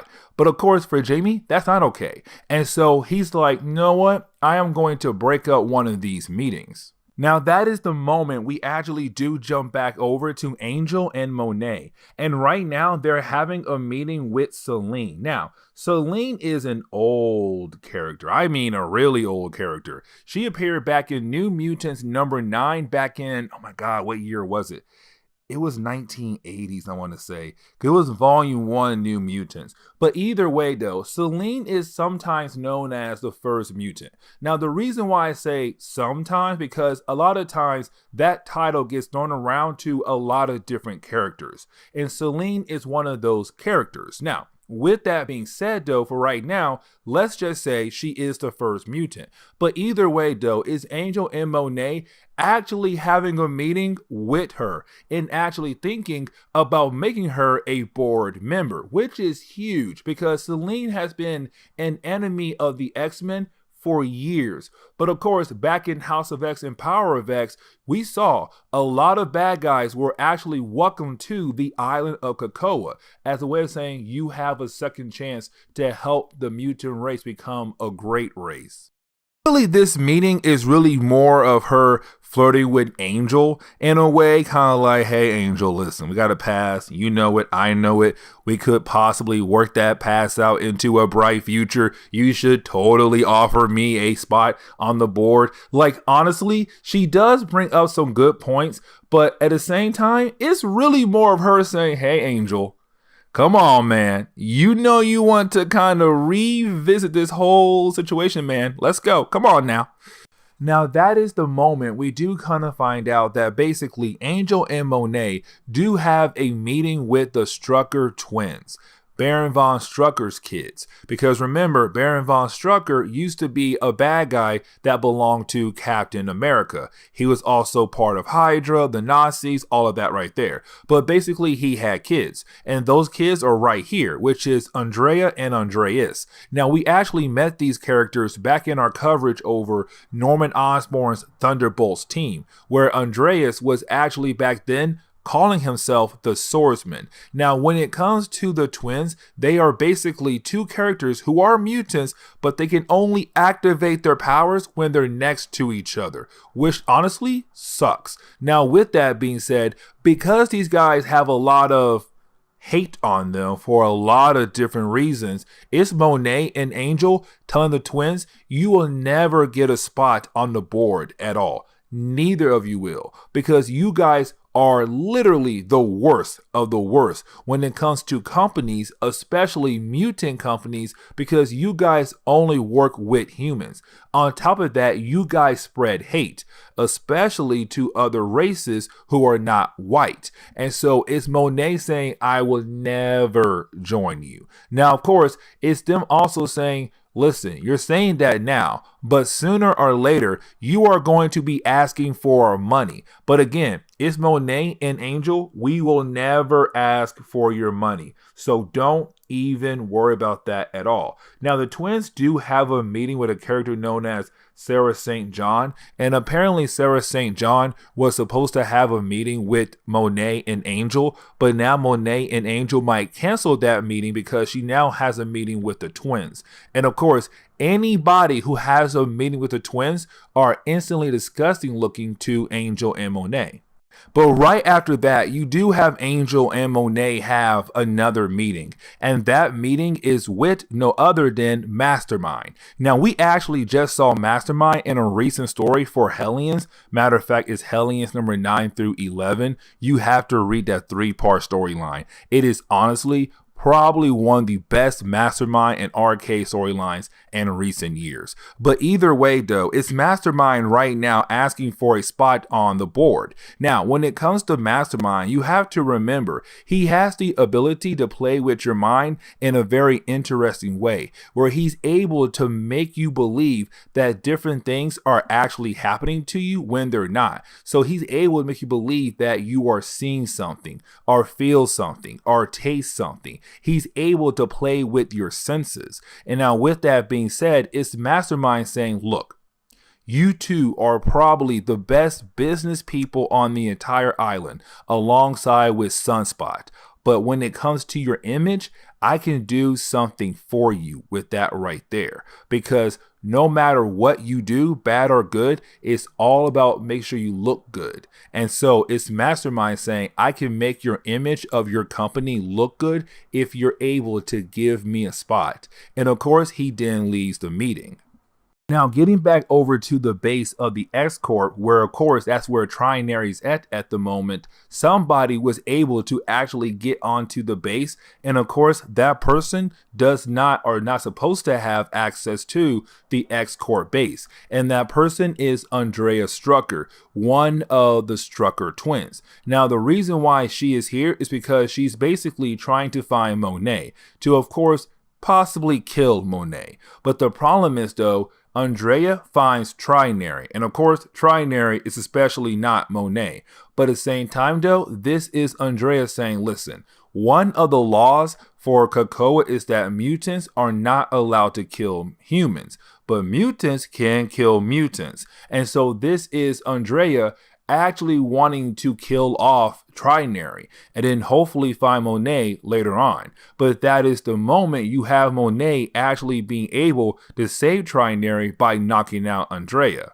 Now, you do have Angel basically kind of have another meeting with Andreas Strucker, the other Strucker twin. Now, with that being said, Andreas is right now having a meeting with Sarah St. John. Now remember, Sarah St. John was apparently some important character, and of course at first we had no idea why she was so important. But this moment right here is really more telling us that basically she's an owner of a company, one of the big companies in the world, and she was just trying to make some connection with other companies or build a bond with other companies to kind of have a partner deal with some other companies. And so when it comes to COPPA, you have a lot of companies coming out of there. Now, most of those companies belong to Charles Xavier.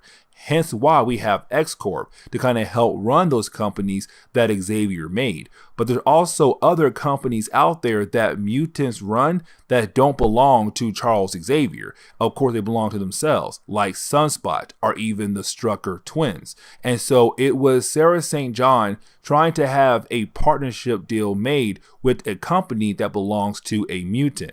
And of course, she was able to actually make a deal with the Strucker twins. Now, of course, after Sarah leaves, you do have Angel and Andreas have a conversation. And basically, this is Angel kind of calling out Andreas for being sneaky, shameless, and also a bad person for the mutant race, because it's him just trying to make easy money. And of course, that easy money comment comes with the idea of the Strucker twins making a deal with Sarah. Now, with all that being said, that is the moment you do have Angel actually confront Andreas about the idea of where his sister is, Andrea. And of course, it is Andreas saying he has no idea. But it's also Angel saying you do know where she's at. You know she tried to sneak onto our base to hopefully catch Monet off, but of course that failed. Now, you do have Andreas saying that if they were not at that party, Andreas would actually fight against Angel. But that is the moment you have Angel tell Andreas, dude, we have not been at the party for a very long time, because Mastermind, once again, was playing mind games on someone's mind, this time Andreas' mind, and he made Andreas believe the entire time him and Angel were talking that they were at a party, but in reality, they weren't. Now, of course, after that, we do see that basically Monet and Angel were able to kind of get rid of the Strucker twins. Now, with them being able to get rid of the Strucker twins, you do have Angel and Monet basically have this kind of beach meeting with all their potential board members. And of course, that would be Trinary, Jamie Madrox, and also Mastermind. But with this ending right here, we can actually confirm that Mastermind will become a board member. And so him, Monet, and Angel are technically the only three people who have become official board members of X-Corp. Trinary and Madrox right now are still kind of like maybes, even though they just helped out Monet and Angel to take down the Strucker twins. But with that being said, this is where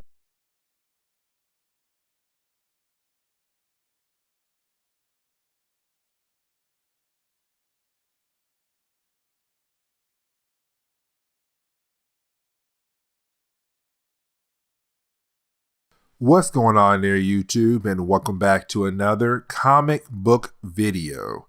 Okay, guys, so we are basically going to continue our coverage over the Hellfire Gala event. Now remember, the Hellfire Gala event was basically an event that Marvel did back in 2021, where of course it was one of the last things that Jonathan Hickman had control over. But when it comes to the Hellfire Gala event, it was a way for Marvel to do something different with the X-Men, where of course this event is really about a party thrown by Emma Frost and the mutant race.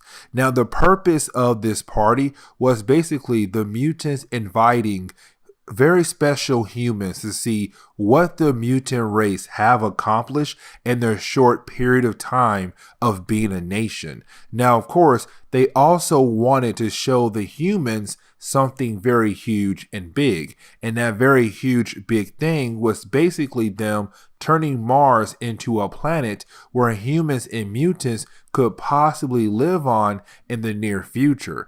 And so with that, the mutants have accomplished a lot of great things, and they're showing all these very important humans from all over the world, look what mutants can do. You hated us for so long, and the only thing we wanted to do was build a bond with you humans and work together to make the Earth better. Now, when it comes to the Hellfire Gala event, every single chapter is used as a way to focus on a team or a character.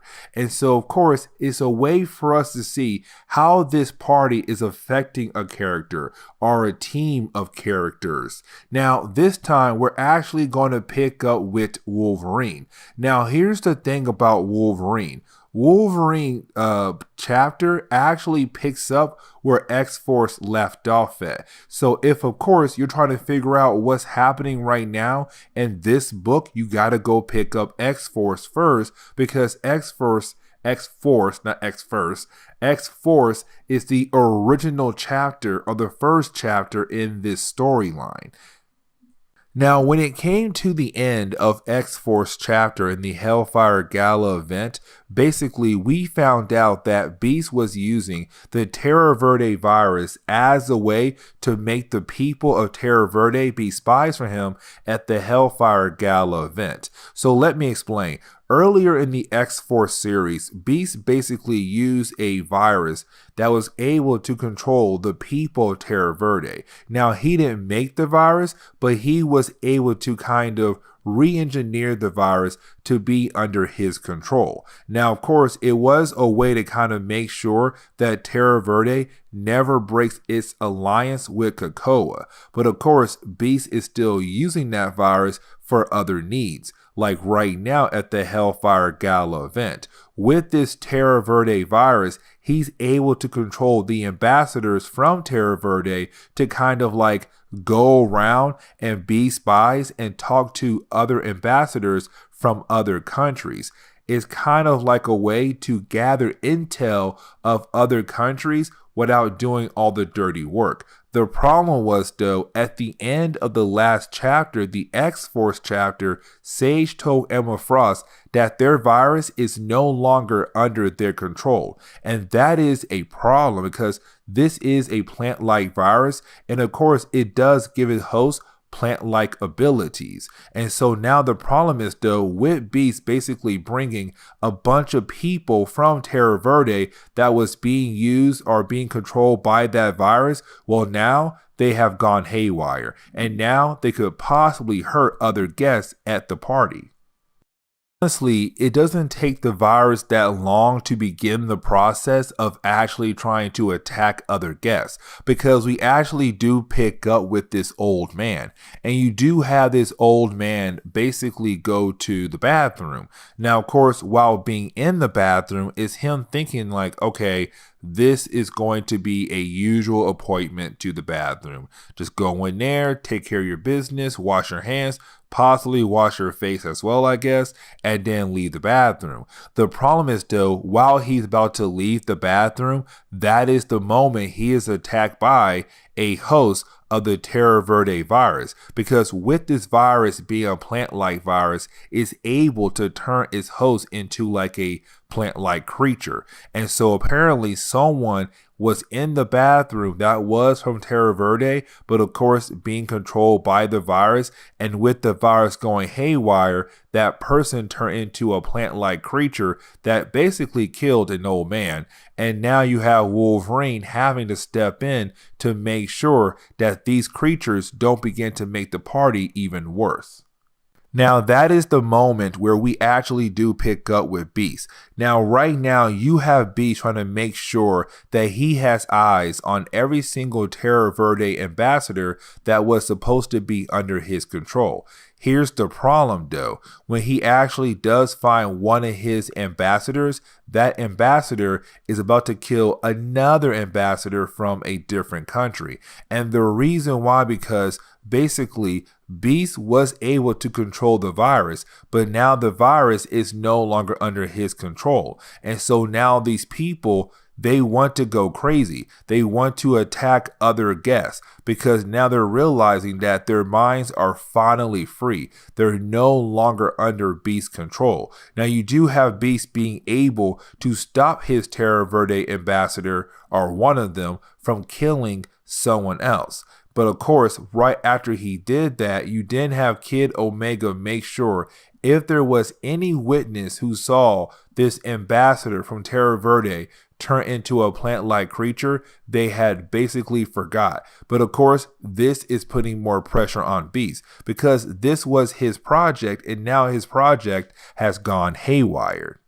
Now, getting back over to the battle between Wolverine and one of the ambassadors that was basically being controlled by the Terra Verde virus, you do have this ambassador kind of tell Wolverine, hey, listen, you need to know that I hate you guys. It's your fault why my country is the way it is right now. Like, you're basically controlling an entire country. You're basically forcing a country to do your bidding. Now, this is Wolverine finding out that basically there are secrets that he does not even know about. Because when it comes to this virus, Beast was the one who kind of reworked the virus in his favor. And of course, at first, he did not tell anybody at all. Now, then he told Sage because Sage was the best person to tell because Sage could basically help Beast control this virus. But besides that, nobody else knew about this virus. Not Wolverine, not Kid Omega, not Domino.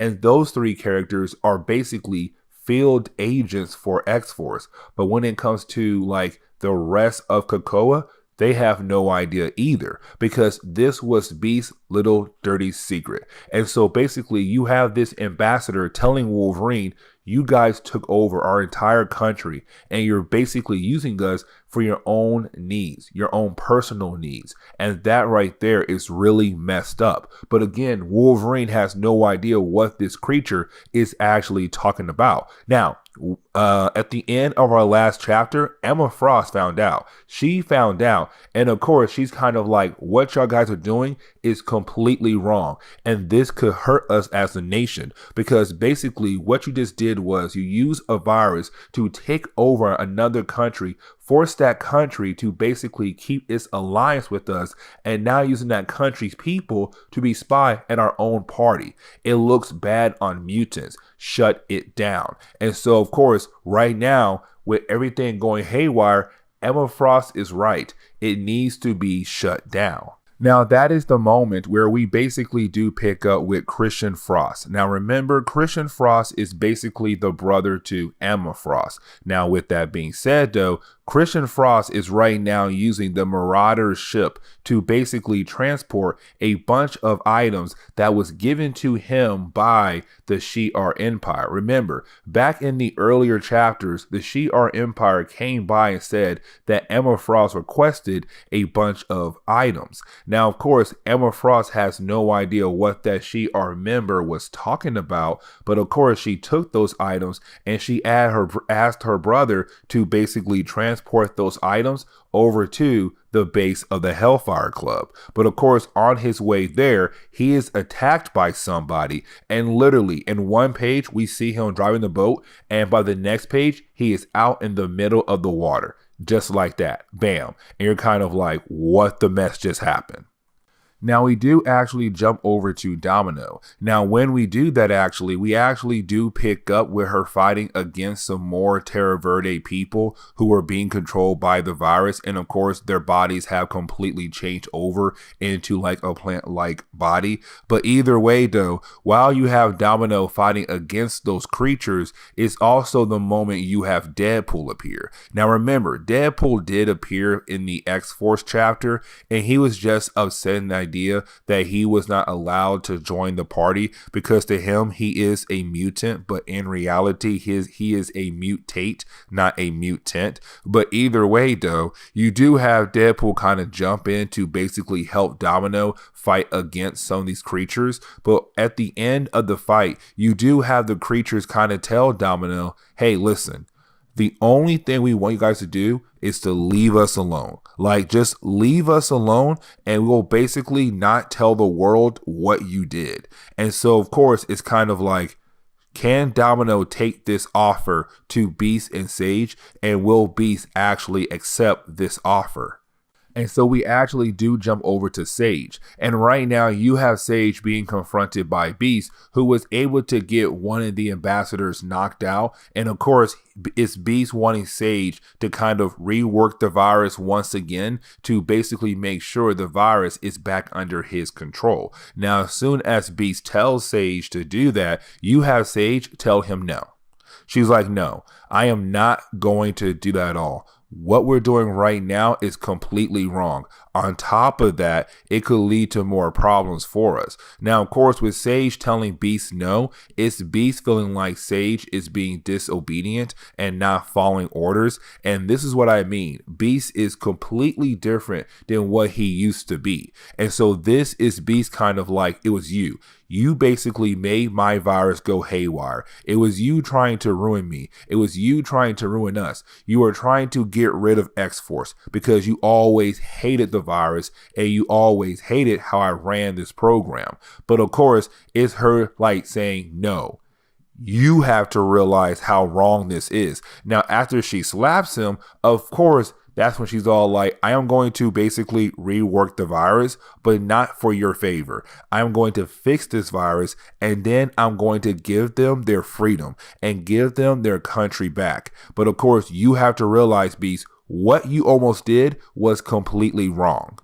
Now, that is the moment where we do jump over to Beast having a conversation with Emma Frost. Now, this conversation is really more about Emma Frost being really angry at Beast because what he did was completely wrong. But the problem is, though, and this is literally another example of how Beast is not how he used to be, but this is Beast telling Emma Frost that he feels like that he should not have to explain himself to her. Like, basically, he's kind of like, you and the Quiet Council members don't realize that if we are going to survive, we have to make moves in the shadows. We have to make deals in the shadows. So while y'all out there sitting on your Quiet Council, having a good old time and trying to shine in the light, there's some of us who are trying to keep this nation together, but in the shadows. But of course, it's still Emma Frost trying to explain things to Beast. Like, if word got out, our nation is gone. Like, basically, Beast, you would be the reason why our nation would be gone. But on top of that, you have Emma Frost say, we are lucky that S.W.O.R.D and COPPA was able to make a deal to basically keep all of this hush hush. But of course, you almost cost us our entire nation. Now, right after that conversation, you do have Sage contact Beast, and because Beast is near Emma Frost does join in the conversation. And it's Sage telling Emma Frost and Beast that basically the Marauder, of course the ship that the Marauders use, is not in COPPA, it's in Manipur, and of course it's on fire. Now, for Emma Frost, that should not be happening, and the reason why, because she told her brother to basically take that ship and all those diamonds over to COPPA. But of course, we saw earlier that he was attacked and basically left in the middle of the water. And so, of course, that means whoever took the ship basically took the ship over to Manipur and, of course, left that ship on fire. And now the question is, though, who did that? And so with that being said, this is where we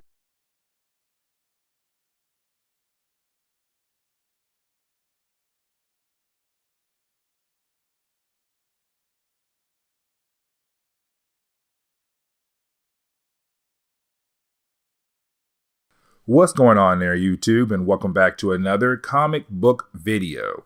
Okay, guys, so we are basically going to continue our coverage over the Hellfire Gala event. Now, remember, the Hellfire Gala event is basically a storyline that was being done by Marvel a couple years ago to kind of say, hey, listen, when it comes to the X-Men, they are usually known as the second-class race because they're mutants. But with them becoming a nation, mutants are no longer second class. They're now first class. if you want to say it like that. But also having mutants on Earth could be a great thing.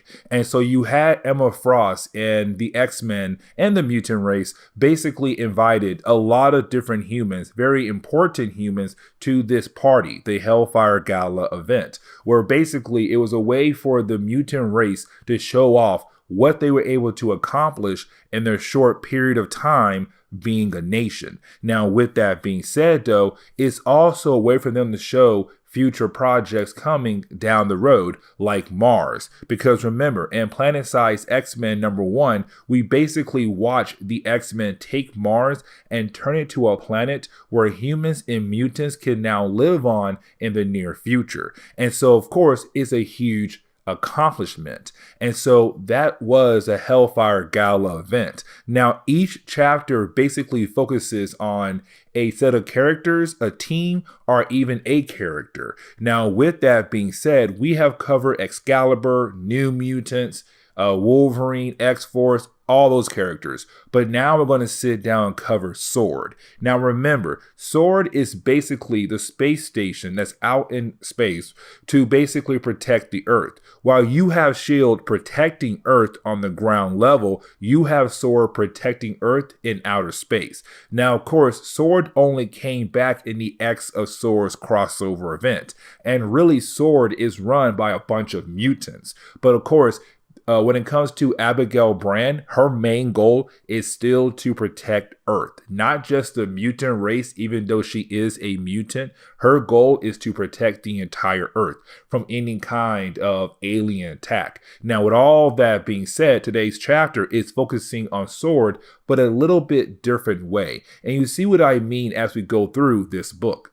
Now, the reason why I say that, because the opening pages doesn't really focus on anybody from S.W.O.R.D. It really focuses on Captain America and also Doctor Doom, because they were basically invited to the Hellfire Gala event. And so when they arrived, of course, they basically hung around. They saw what the mutants wanted to show. But of course, they also saw when the mutants showed that Mars has been transformed, that Araco is now on Mars, that Mars is now a living planet. Now, with that happening, it's Steve Rogers kind of taking it all in. And what I mean by that is Steve Rogers, he fought in World War II. Now, of course, he was frozen right after the war, or really right before the war actually ended. But with him being frozen, he came out to a new world. And of course, a lot of things have changed once he was frozen. Now, with him being back, of course, he had a lot of questions.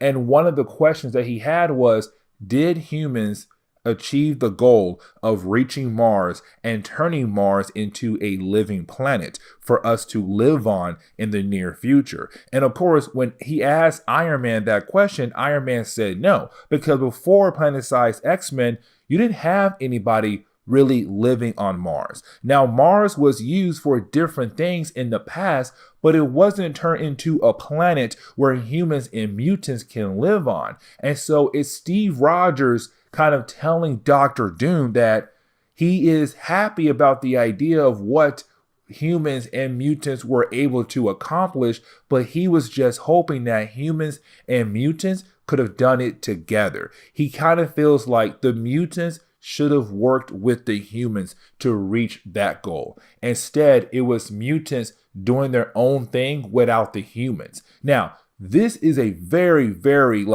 interesting conversation, because he's having this conversation with Doctor Doom. And matter of fact, you have Doctor Doom tell Steve Rogers, you are probably one of the only Avengers that I probably respect. And really, I respect you the most out of all of them. And so that is why Doctor Doom and Steve Rogers are having this conversation without battling one another, on top of the idea they're at a party right now. But either way, though, it's Doctor Doom kind of listening what Steve Rogers is saying, that Steve was hoping that mutants and humans could have worked together to reach that goal, to help turn Mars into something great. But of course, the mutants did not wait, and they did it by themselves. Now, he's not mad, but he's not truly happy. He's just satisfied, okay, you know what?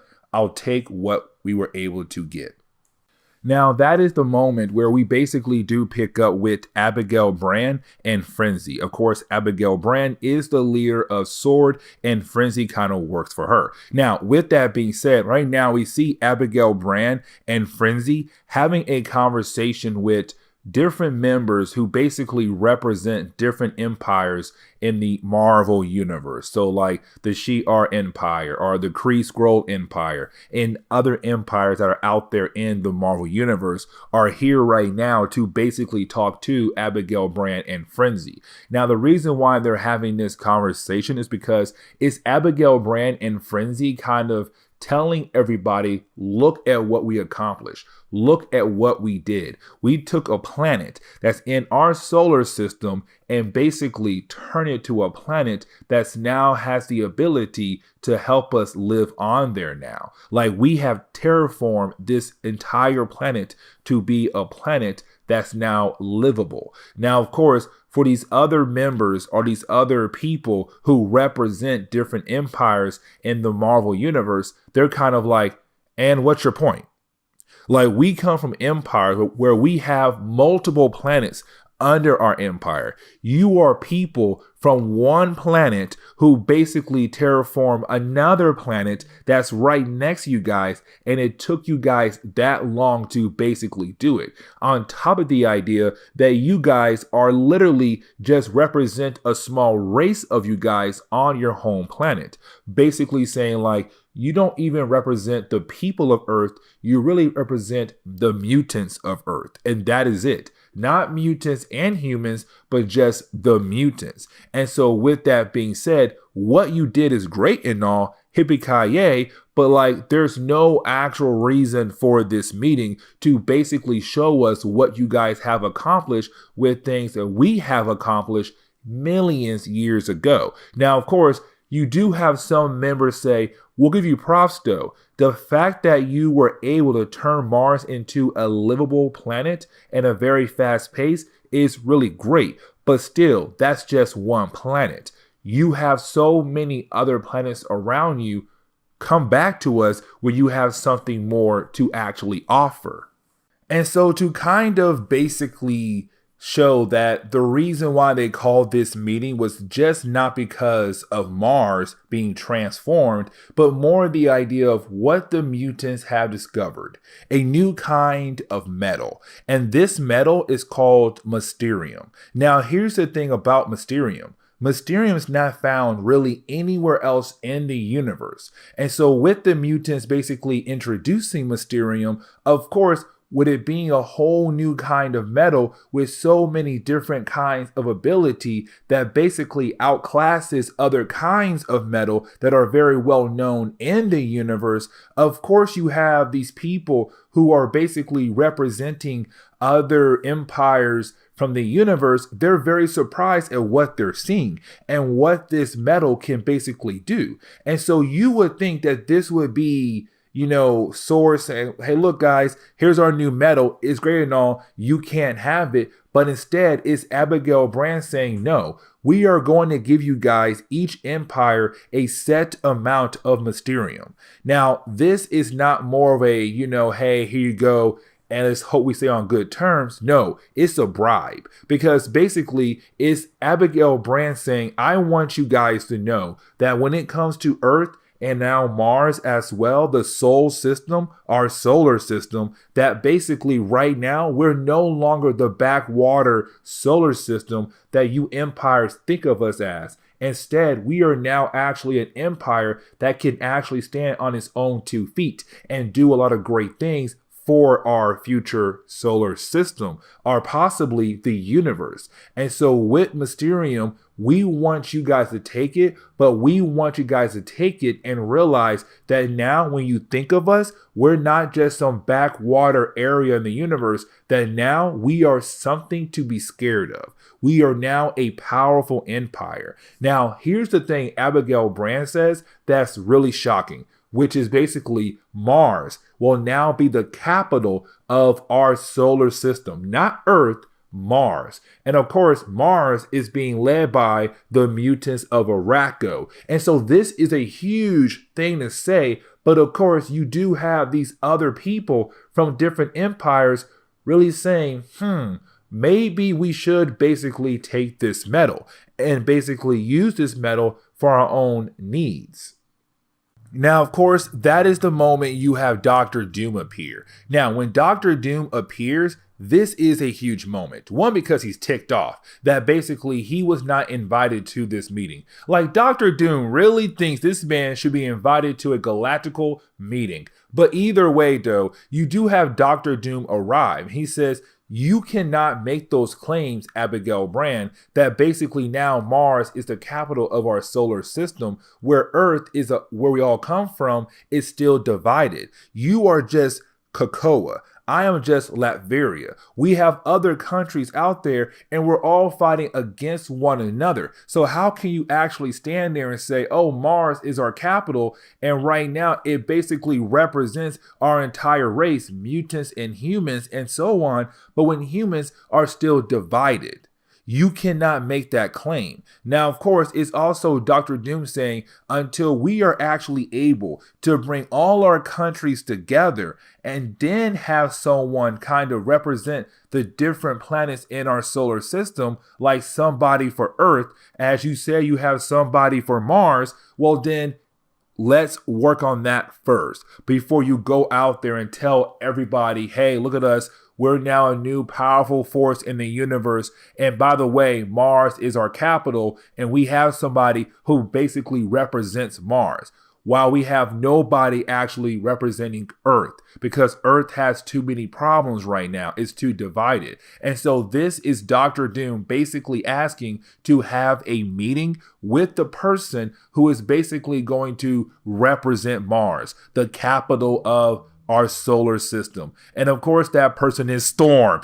And I'm like, yes, because Storm literally, it was a slow build up for her character and Jonathan Hickman's work on the X-Men. But like, as soon as Oraka was put on Mars, she was put not in charge of Mars, but to kind of represent Mars, the mutants on Mars. And so when Dr. Doom asks, okay, if Mars is our capital and Mars is going to have somebody out there to represent, who's that person? And they're all like, it's Storm. And Doom's all like, oh.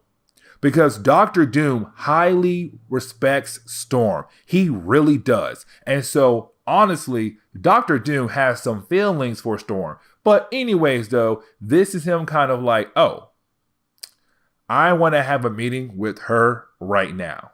Now, while Dr. Doom and Storm left the meeting, of course, it does lead into the conversation about, hey, do the empires basically accept the offer that Abigail Brand made? They can get their Mysterium, but they have to respect this new empire, this human empire, our mutant empire that basically is being built right now in the Sol system. And we kind of find out most of the empires had basically accepted the offer. They took their Mysterium and they say, fine, we will look at you guys as a new kind of empire, an upcoming empire, no longer the backwater of the solar system or the universe, sorry. But of course, one empire did reject the offer, and that is the Intergalactic Empire of Wakanda. They basically said they do not need mutant metal, and this could play a role down the road for future Black Panther books and also X-Men books as well. Now, this actually leads into a very powerful conversation and actually the end of the book. And that conversation is Magneto and the Scarlet Witch. This is huge because, guys, for years and years and years and years in Marvel Comics, you basically know that the Scarlet Witch, Quicksilver were both the children of Magneto, alongside with Polaris. Now, of course, thanks to some different things happening here and there in Marvel Comics and behind the scenes in Marvel Studios, Fox Studios, and also comics, where basically they said, oh, the Scarlet Witch and Quicksilver were never the children of Magneto. And so, of course, to Magneto, to have the idea you had 3 kids down to 1 is very huge. Now, with that being said, a lot of mutants hate Scarlet Witch. And the reason why, because back in House of M, she basically took away a lot of mutants' powers away. Now, of course, most of those mutants were able to get their powers back. But of course, some mutants had died when they lost their powers because they were using their powers in some kind of way where, of course, when they lost their powers, they had died, like falling out of the sky or basically falling into a volcano. That story right there is very interesting. But either way, though, with that being said, a lot of mutants hate the Scarlet Witch. And so for Magneto to actually invite her to the Hellfire Gala event is very huge because she still gets a lot of hate. But of course, this is Magneto actually wanting to kind of amend things with her, because they have not really talked ever since he found out that basically she's not his kid. And ever since they found out, they have not talked. And so this is kind of like their first big time conversation where, of course, it's Magneto just wanting to be close with her, even though she is not technically his daughter. He still looks at her as his daughter, and he kind of has a small piece of love for her like a daughter. And so even though they're not really related, it's him saying, "You will always be my daughter." And I'm kind of like, oh my gosh, there's tears in my eyes because this was a huge moment. And I really thought Marvel was going to say, "We know the secret now." Like some kind of dark secret, or like, "You are my daughter, but we cannot tell them." Like I was really, really ready for it. But of course, that did not happen. Instead, is a heartfelt moment with Magneto saying, "You will always be my daughter." And the book ends on that note right there. You're kind of like, oh my God, that's rough. That's rough. But it's good. It's so good. But this is where we are going to end today's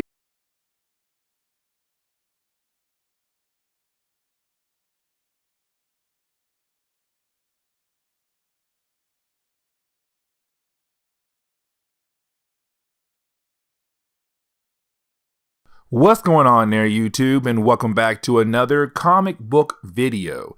Okay, guys, so we are basically going to continue our coverage over the Hellfire Gala event. Now, this event is actually very important. And the reason why, because it was a way for Marvel to kind of say to the entire world, or really the public, that mutants are no longer second class. Now, you could say that was the case with House of X and Power of X, but this crossover is really more of that kind of like, hey, they are really no longer the second class. They're now first class. And the reason why I'm saying that, because with the Hellfire Gala event, it was a way for the X-Men to invite humans to their party to basically show off what they have accomplished in their short period of time of being a nation. But on top of that is to show what's to come down the road. Now, they already showed what's to come down the road back in X-Men number 21 and also Planet-Size X-Men, 2 books written by Hickman and also Gary Dugan. Now, with that being said, those 2 books basically show that the mutants are able to accomplish great things if they're left alone. And so they were able to say, hey, look at Mars. We were able to make Mars a place where humans and mutants can now live on if they want to in the near future. And that's to show mutants can do great things if humans let mutants work. Now, this crossover was also used as a way to kind of use all the different X-Men titles, but to also use those X-Men titles to basically show how this event is affecting different X-Men members. So like the X-Men, the X-Factor, X-Force, New Mutants. And by the way, this video is focusing on New Mutants. And so with that being said, you do have the New Mutants right now kind of arriving at this party. Now, with the New Mutants actually arriving at this party, we kind of see them arriving, and this book is telling us these are the characters you're going to see in this story who are going to be very important for this book. But also, the opening pages of this book is also reminding us about Warlock. Now, when it comes to Warlock actually belongs to a race, and guys, please forgive me, but this race called Technarchy, and I really hope I pronounced that correctly. But basically, Technarchy was a race that was basically an artificial intelligent race that goes around and kind of classify societies across the universe and decide to remove them or to kind of give them a new purpose. Now, when it comes to Warlock, though, Warlock is an off and on X-Men character, and he had a couple deaths, quotation marks, but of course he was kind of a secret on Krakoa because he was alive, but Cypher did not want the island to know that he was alive. Now after X of Swords, everybody found out that basically Warlock is once again alive, and so he's able to actually attend this party because he's been an off and on X-Men character for so many years. Now, this does lead into the next storyline, which is Danny Moonstar and Rain Sinclair having a conversation about what's going on with her son. Now, remember, up to this point in the New Mutant series, basically, Rain Sinclair is trying to have the Five bring her son back to life. Now, remember, when it comes to the Five is basically 5 mutants who have the ability to bring someone back to life. Now, when I say that, it's not like them just, oh, here you are, you're alive again, and go to the world and have a great day. No, it's really more of like, we made you a clone body and we download your memories into this clone body, have a great day. And so with that being said, every single time somebody dies, a clone of you is made to replace you. And that is how basically the X-Men are coming back to life. Now, with that being said, Rain Sinclair wanted the Five to bring her son back to life. Here's the problem though, they can't. And the reason why, because Cerebro basically said that her son is not dead, or they're unable to figure out what actually is going on with her son. They can't declare her son dead or alive. Now, usually when it comes to an idea of finding out a mutant is dead and how did they die, basically X Factor jumps in. The problem is though, X Factor, which is kind of like a group of characters who do detective work, were unable to figure out what actually happened to her son. And so with that, they're kind of stuck in this limbo position where they have no idea if her son is alive or dead right now. And of course, if they can't find out if he is dead or alive, then the Five is not allowed to basically make a new clone body of her son. Because the idea of making a clone, meaning that there can only be one person or one of you on Earth. But if you're not dead and they go ahead and make a clone of you, then there's 2 of you running around, and that is a huge problem. And so basically it is Rain Sinclair right now saying, I can't have my son back because they cannot declare if he's dead or alive. Now, this does lead into, well, it kind of leads into how like those old 90s and early 2000 movies went, where basically the hot girl or the main character of the movie walks into the room or a party and you have everybody stop what they're doing to look at that person. And so actually at the Hellfire Gala event, it actually happens in this section right here, where you have Karma actually walk into the room. Now, when Karma walks into the room, you have everybody just stop. They're like, oh, yo, you see her? She looks good, bro. Like kind of like that, right? But either way, though, when she does walk in, of course, that is the moment you do have that one guy who actually tries to hit on her. Now, this guy right here, his name is known as Barry the Artist. Now, the reason why he's known for that name is because basically he is a human who was invited to the party, but he believes that he's more famous than he actually is because he thinks because of his artwork, he should be able to talk to anybody any way he wants to, but also get any girl he wants to as well. And so when he sees Karma, he's all like, oh, Karma, she seems very cute. Let me go ahead and get her number. And of course, you have Karma say no. Now, of course, he does continue to try to get her number or just get with her. But of course, everything he does just makes her more upset, to the point where she basically used her powers on him to make him spill his drinks on himself. Now, when that happened, he gets very upset, and he thinks because he is so famous that once he spread word about how what she did to him, that basically it is going to begin the process of a lot of people, like humans, hating on her. But that is the moment you have Karma just put him in his place and saying, listen, your artwork is great and all, but it's not as great as you think it is. It's not top tier. Matter of fact, it's probably mid-tier. So right now, the way you're talking, the way you're acting, it's annoying, it's pointless. So why in the world are you doing it for?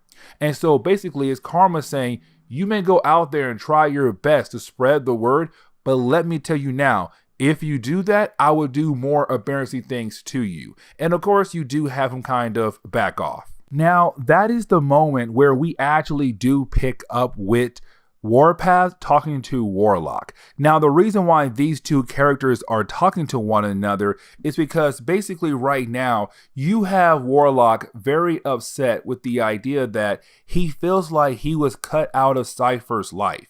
Now, remember, in all the X-Men books, Cypher and Warlock were literally connected by the hip. Like literally, Cypher and Warlock were best friends. And for Warlock, he's having a hard time with the idea that Cypher got married. Because remember, in X of Swords, one of the many rounds that Krakoa won, but also Arakko did too, where basically Cypher got married to a character known as Bay. And so this is Cypher and Bay in the honeymoon phase. With them being married, they want to spend a lot of time with one another. But for for Warlock, he's having a hard time actually understanding the idea that when somebody gets married, they want to spend time with their husband or wife more than you. You have to realize you're no longer first in their life, that now their wife, their husband is first in their life. You're now second, third, whatever, but you have to realize that is life. But it's Warpath telling Warlock, no one had cut you out of their life. It's just that he's in the honeymoon phase. Give him time or actually talk to him about how you feel. But you have to realize how he feels as well. And of course, Warlock does that.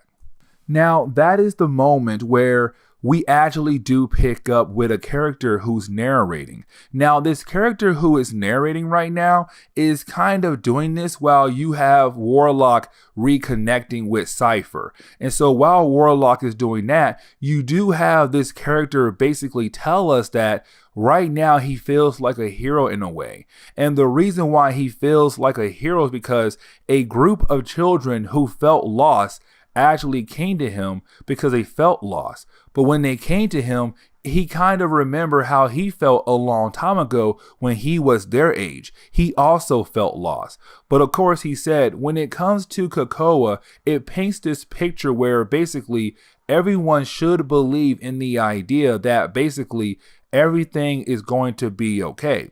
But that's not true. The world is not perfect. And matter of fact, in the short period of time being on the island, we had a lot of different incidents and more to come down the road. But of course, we continue to believe that this is going to be a perfect world.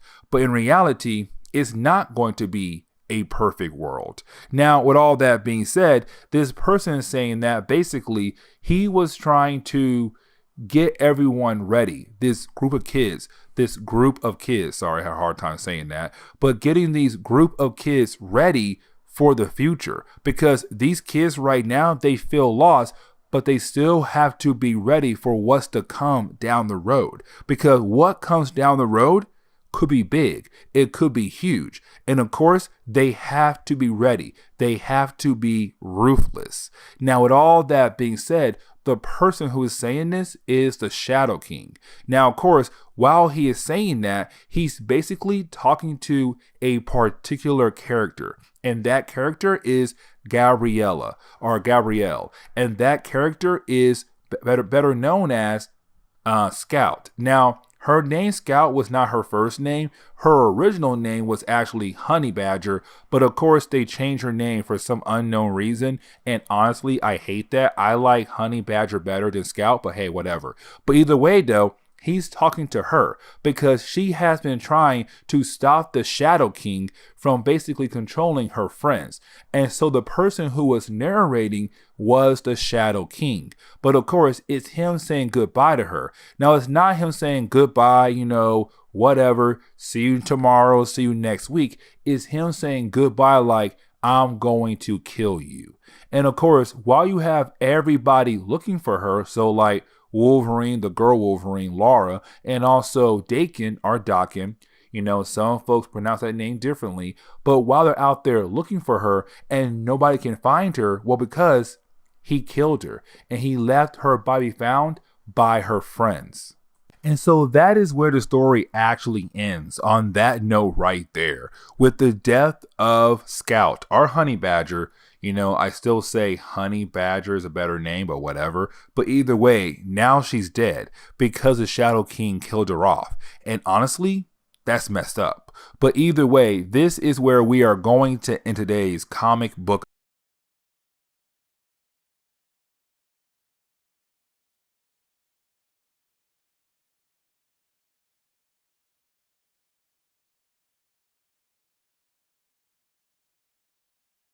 What's going on there, YouTube, and welcome back to another comic book video. Okay, guys, so we are basically going to continue our coverage over the Hellfire Gala Event. Now, remember, the Hellfire Gala Event was basically a way for Marvel to say that mutants are no longer second class, that mutants are now first class.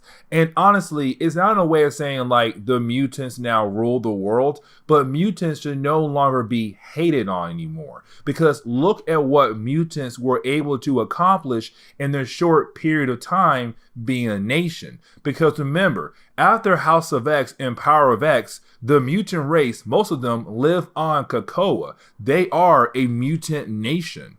Now, with that being said, though, the Hellfire Gala event was a way for the mutants to invite the humans, very important humans, to this party, but to show up and say, look at what we accomplished. Look at what we did. In the short period of time that you guys let us be a nation, we have done so much. Now, on top of that, you also have the mutants basically show off that they have turned Mars into a livable planet, meaning that humans and mutants can now live on Mars if they wanted to. And this is a huge accomplishment for the mutant race. And so right now, it's the mutants showing, if you guys had let us work with you, the Earth could have been better off. A lot of things could have been done for our race, the human race. But of course, you guys hated us so much because we were mutants. Now, when it comes to the Hellfire Gala event, it does use every single X-Men title. So X-Men, X-Factor, X-Force, but each chapter focuses on a different team or character. Now today, we're going to focus on Way of X. Way of X was actually a 5-part miniseries where the third issue was basically a tie-in for this event. Not really a tie-in, but it was used as part of the crossover for the Hellfire Gala event. And so you have 1, 2, then you have 3 being part of a crossover, then 4 and 5 being by itself. It's a really weird way how Marvel did it. But basically, Way of X was Nightcrawler trying to build some kind of religion because he feels like the mutant race is falling apart with their laws. The laws to kind of keep mutants in order, but at the same time, mutants have lost their way, where mutants are no longer scared of dying, and mutants are no longer scared of the idea that the mutant race could go extinct, because if they die, they're brought back to life just like that. And of course, one of the laws said mutants should make more mutants, have mutant babies. But people are not trying to do that because they're kind of like, why would we? If we die, we're able to come back to life to keep the mutant race going. Now, Way of X really focuses on Nightcrawler alone, but also other characters as well. And so, of course, with the book basically focusing on Nightcrawler, we actually do pick up with Nightcrawler right now at the Hellfire Gala event, but he's drunk. Like homeboy has been drinking, but while he has been drinking, he has been talking to different characters at the party. Now, of course, it's him kind of saying that basically the mutant race needs some kind of religion, because right now the mutant race is falling apart. There's no structure. It's him saying that when people have a religion, they have some kind of structure. But of course, with the mutant race not actually having a religion, there is no structure. Yes, you have the 3 laws, but those laws are not really good at giving people some kind of structure. And so it's Nightcrawler, who's drunk right now at the party, going to different characters and saying, we need a religion. We need some kind of system that basically builds some kind of structure in our race, in our community. Now, the next day, we actually do pick up with Nightcrawler hungover. Like, dude is literally hungover. And so, of course, as soon as he wakes up, he does call up Dr. Nemesis. Now, remember, Dr. Nemesis is basically a genius and a scientist. Now, with that being said, though, Dr. Nemesis basically calls up Nightcrawler and says, hey, man, listen.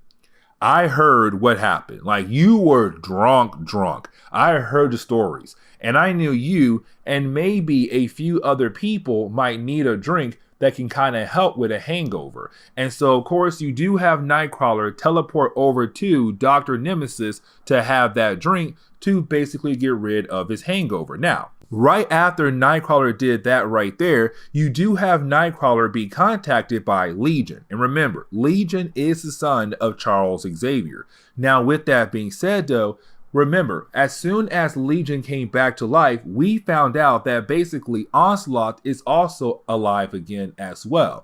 And Onslaught is this character right now working behind the scenes and basically attacking people's minds without actually knowing they're being attacked. Now remember, Onslaught was a powerful being that was made out of the hatred of Magneto and the fact that Charles Xavier lost patience against the human race. And so with the patience lost from Charles Xavier and the hatred from Magneto combined into one, that basically it made a powerful being known as Onslaught. Now Onslaught is really just a psychic being, a psychic creature. And of course, the last time the world saw Onslaught, he was defeated.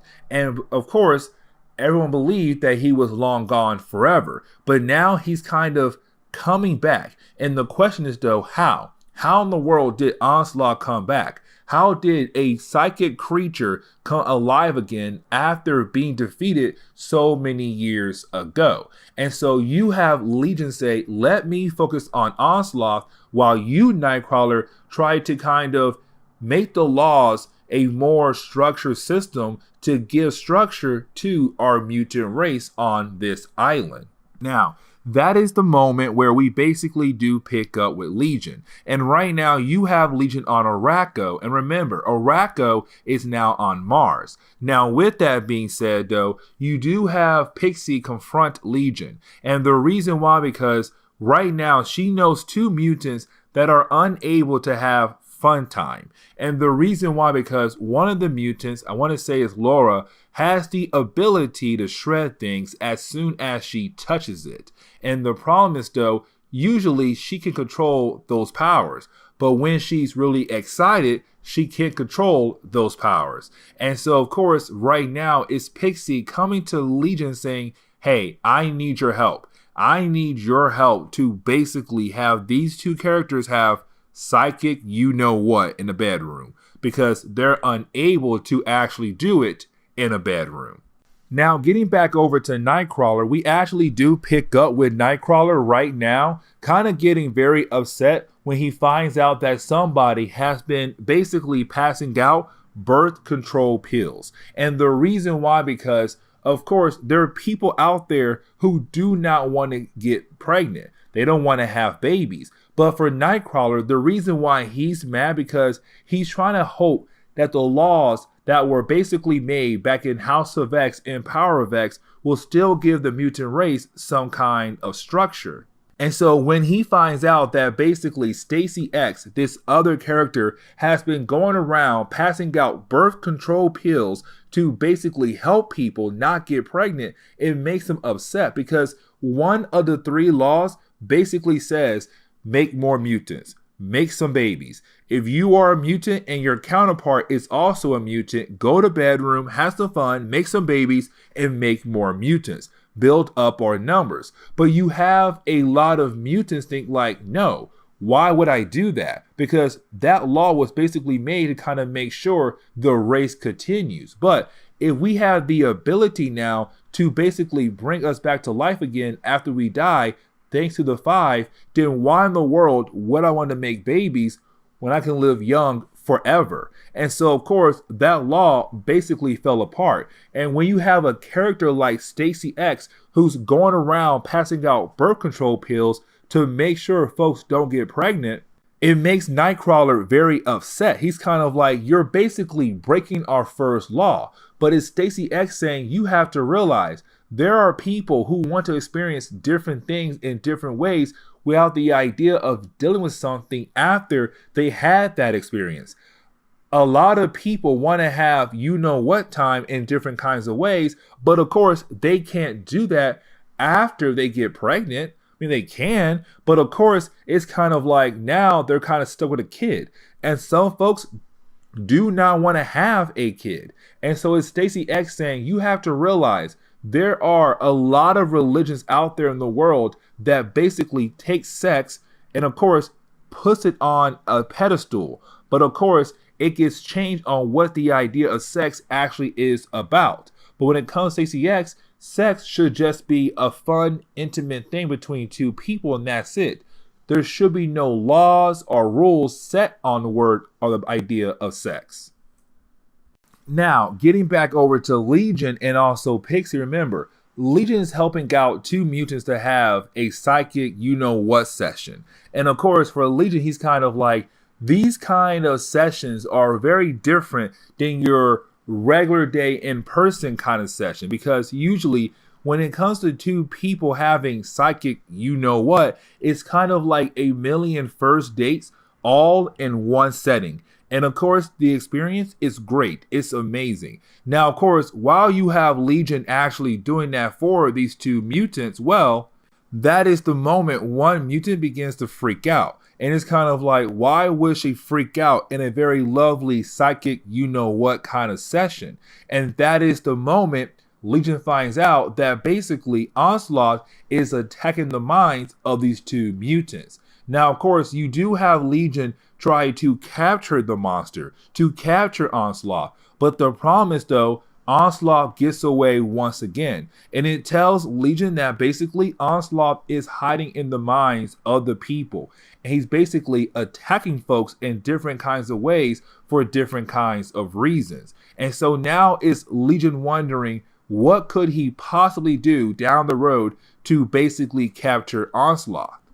Now that is the moment where we basically jump over to Nightcrawler and Stacy X. Now, this is Stacy X showing Nightcrawler what's wrong with the first law. Of course, make more babies. The law that Nightcrawler is trying to protect, where you have people actually making babies but not want to take care of those babies. And so right after a child is born, most times on COPPA, that child is getting left behind. And because COPPA does not have some kind of adoption system, right now you have a lot of babies being raised in a makeshift orphanage in a brothel.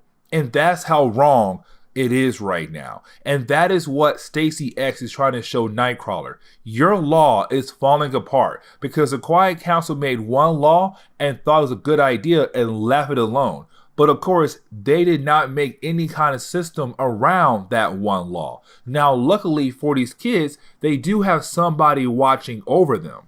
And that will be Marinette, also known as Lost. Now, we actually met her back in Way of X #1 and #2, but basically she's a character that kind of lost her mutant ability back in the middle of House of M. And of course, her ability is to be able to stretch her body, but to also control gravity around her. Now, with that being said, she did lose her powers in the middle of House of M. And of course, when she did lose her powers, she was, well, stretching her body out. And of course, when her power disappeared, her body stayed in that stretched out form. Now, Magneto killed her so that she'll be able to come back to life and be a mutant once again and use her powers, the ability to stretch and also to control gravity. Now, with that being said, though, while she's kind of helping out to take care of a bunch of babies, well, that is the moment you do have Fabian Cortez appear in the room. Now remember, Fabian Cortez has the mutant ability to basically charge up another mutant powers to make a mutant more powerful than they already were. Now, of course, he's at the brothel looking for, well, you know, fun time. But as soon as he arrives in the brothel, well, that is the moment you have Lost get very angry, where it seems like she has some kind of history with Fabian Cortez, and we have no idea what that history is, but we do know that she basically wants to kill him. But that is the moment we kind of find out that basically Lost, Marinette, is being possessed by something else. And of course, she's being possessed by Onslaught, because Onslaught is the character who's working behind the scenes, who's kind of building off people's hatreds towards different things. And so with Lost hating on basically Fabian Cortez, it's Onslaught hiding in her body. Now, Lost does hate Fabian. She really, really hates Fabian. But it's Onslaught taking it to a whole new level. And so right now you have Fabian Cortez and Lost fighting against one another to the point where they're trying to kill one another. But while they're fighting against one another, well, that is the moment you do have Legion appear. And as soon as Legion appears, that is the moment you have Onslaught just run away once again to hide in someone else's body. And that's the problem, because now with millions of mutants living on Krakoa, it won't be easy to follow him.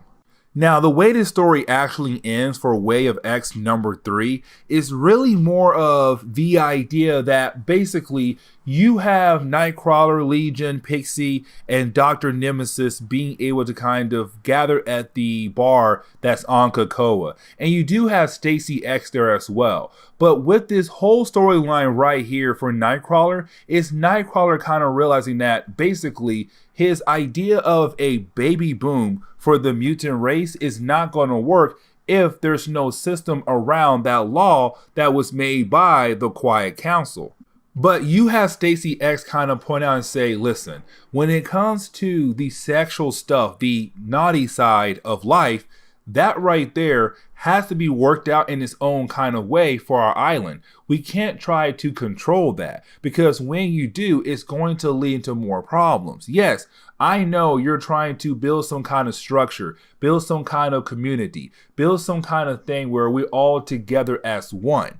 But the problem is, though, we have powers, and with our powers make us different. And with us being different, we all can't be on the same page like you want us to be on. And so with that, it's going to make all your laws very difficult to basically follow. And so it's Stacy X saying, you need a new game plan, a better game plan, one that will actually work. Now, of course, that is the moment we do see Dr. Nemesis kind of hit on Dazzler, and they do have a dance together, which honestly is not that important. Well, I could say that it is Dr. Nemesis doing a dare, kind of going on his own path and not try to follow a path that most people follow. And it's him going after a girl that he would not usually date, because Dazzler is a pop star, and with him being a scientist, he would most likely want someone who's also a scientist. It's him going his own pathway. But either way,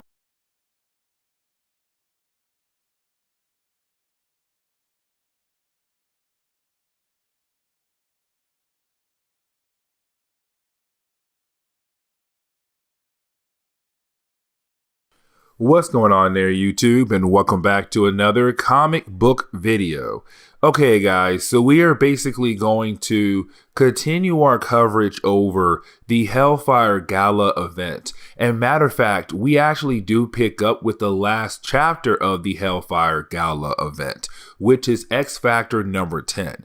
Now remember, the Hellfire Gala event was basically a way for Marvel to do a storyline where it's the mutants having a party, where they invite a bunch of humans to the party to basically show humans that mutants are no longer second class, that basically mutants are now first class. Now, when I say first class, I really mean like mutants can show that when they are left alone and being able to actually work to help the earth out, they actually do a great job. They're not a race to basically hate on or to try to get rid of. Now, with that being said, though, the Hellfire Gala event was a party where you had the mutants invite a bunch of humans to the party to show the humans, look at what we have accomplished in a short period of time being a nation, which is a great thing to see. But right after the mutants had showed all the very important humans at this party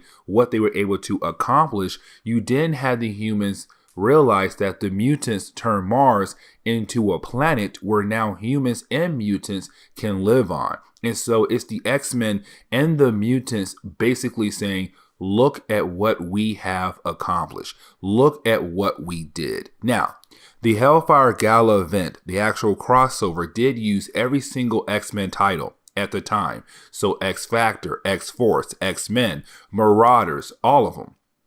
But when it comes to the final chapter, which is X Factor number 10, even though it is the last chapter of the Hellfire Gala event, it's also the last chapter for the X Factor series, the final book. Now, of course, I'm kind of sad about that because X Factor was a good series, but I can see why it was canceled because at the end, the story did get a little bit crazy.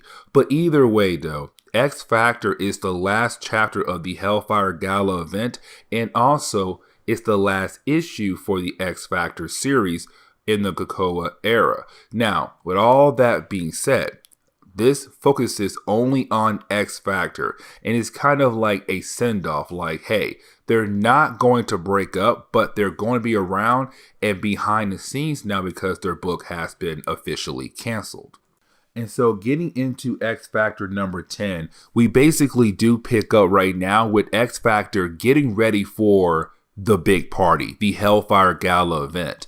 Now, with that being said, while the team is getting ready, you do have some characters very worried about what could possibly happen at this party.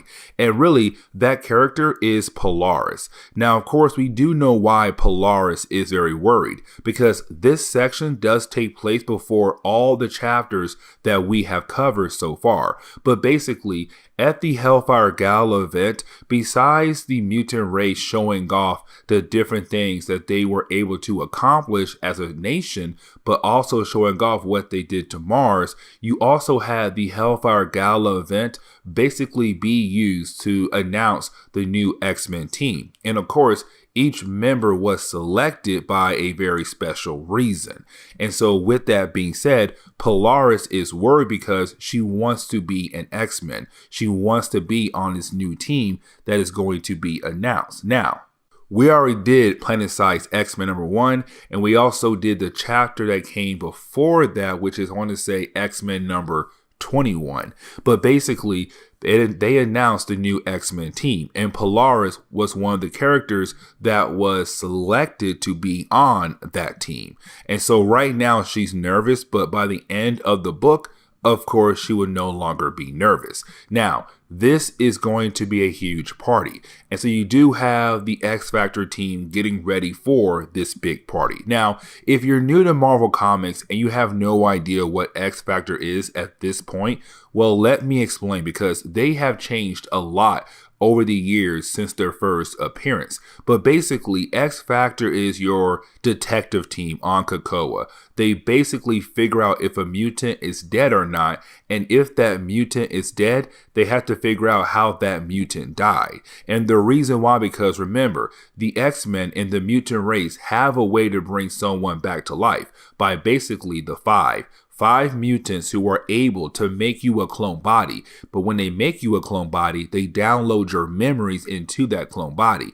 But they have to make sure you're dead first before there's 2 of you running around the earth at the same time. And so with that being said, that was the reason why X Factor was basically made for. But either way, you do have the X Factor team go ahead and leave for the party.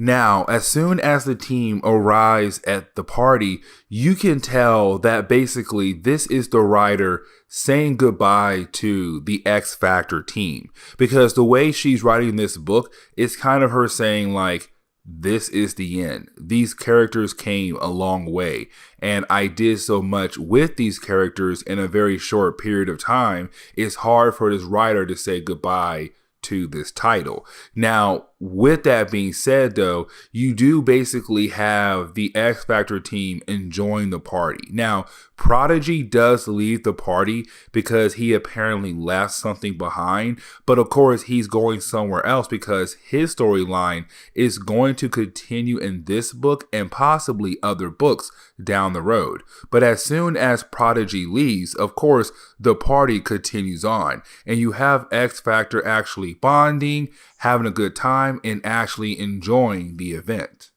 Now, we actually do see Prodigy go to LA, and he goes to a club. Now, this is a storyline that kind of has started in the earlier books of X Factor, but we only got small samples here and there. But basically, a cell phone was left behind at this club. Now, for Prodigy, he believes that this cell phone was left behind years ago. But you do have the people who are like bartenders at this bar tell him, no, you left this cell phone here a couple nights ago or a few nights ago. That night you basically disappeared when you left with, and it stops right there. Now remember, in the earlier parts of X Factor, a photo got out of him and Speed basically kissing and making out. The problem is though, Prodigy's kind of like, wait a second, how in the world did this photo get taken? On top of that, when did this happen? And so we're left to believe the idea that there could be 2 Prodigies out there, or the fact that Prodigy just does not remember that particular night. There's so many questions left around the idea of what's happening right now with Prodigy. Now, that is the moment where we basically do pick up with Rachel Summers and Kitty Pryde. Now, Rachel Summers is actually the more important character for this moment. And the reason why, because she does detect Shatterstar.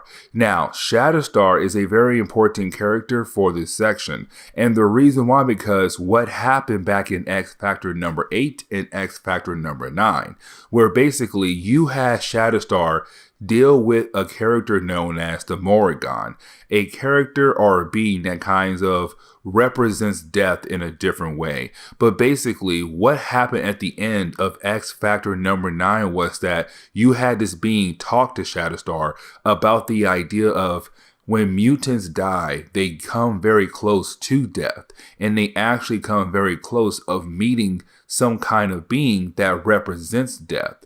But of course, with the mutant race now having a shortcut or a way to cheat death and bring someone back to life, the big question is now, do mutants even have a soul? Or what happens to a mutant soul when they die and they get very close to meeting death, to meeting a god of death? Because with the 5 being able to make you a clone body and then download your memories into that clone body, is that your soul in there still, or is your soul gone? Do you even have a soul in this new body? And that is the big question that kind of got left unanswered when it came to X Factor number 8, 9, and of course this book as well. Now, that is the moment where we basically do pick up with Prodigy. Now, right now, you have Prodigy basically trying to figure out what happened to him on that particular night. And so he does go to a particular house. Now, when he goes to this house, he does confront some random man. Now, when this man sees Prodigy, this man begins to freak out.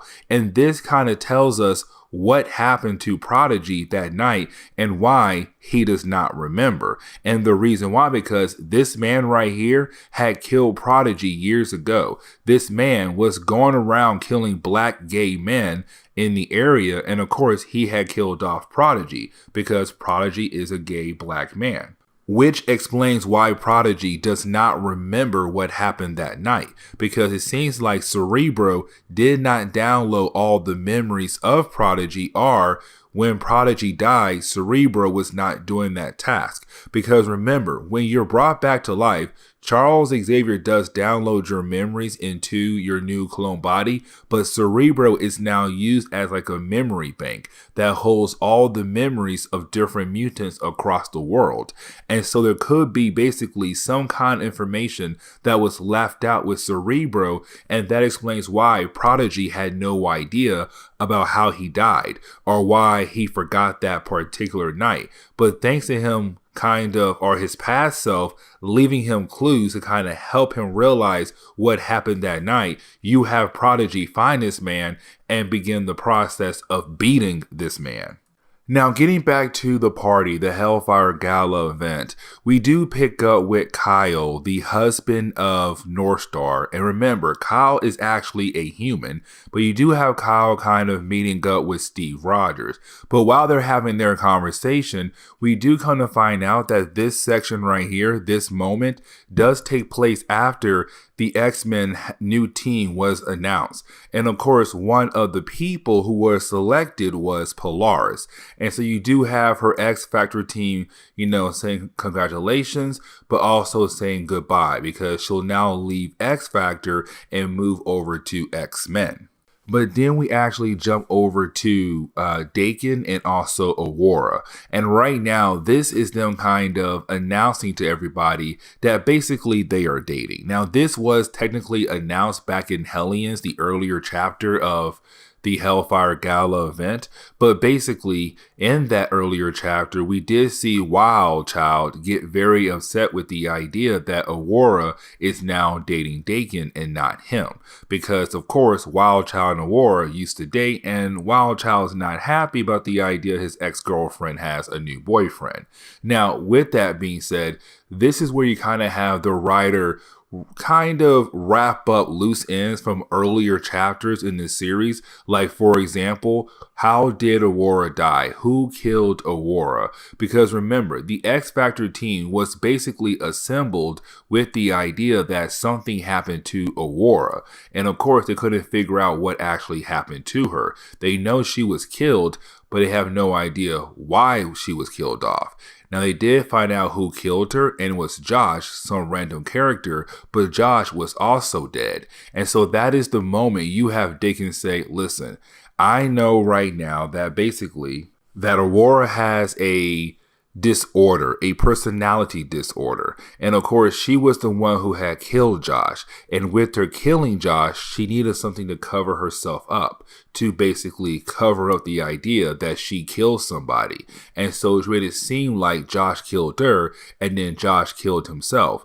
But in reality, she killed Josh and then killed herself. It's weird. It's a real fast wrap up, but hey, we got to move on.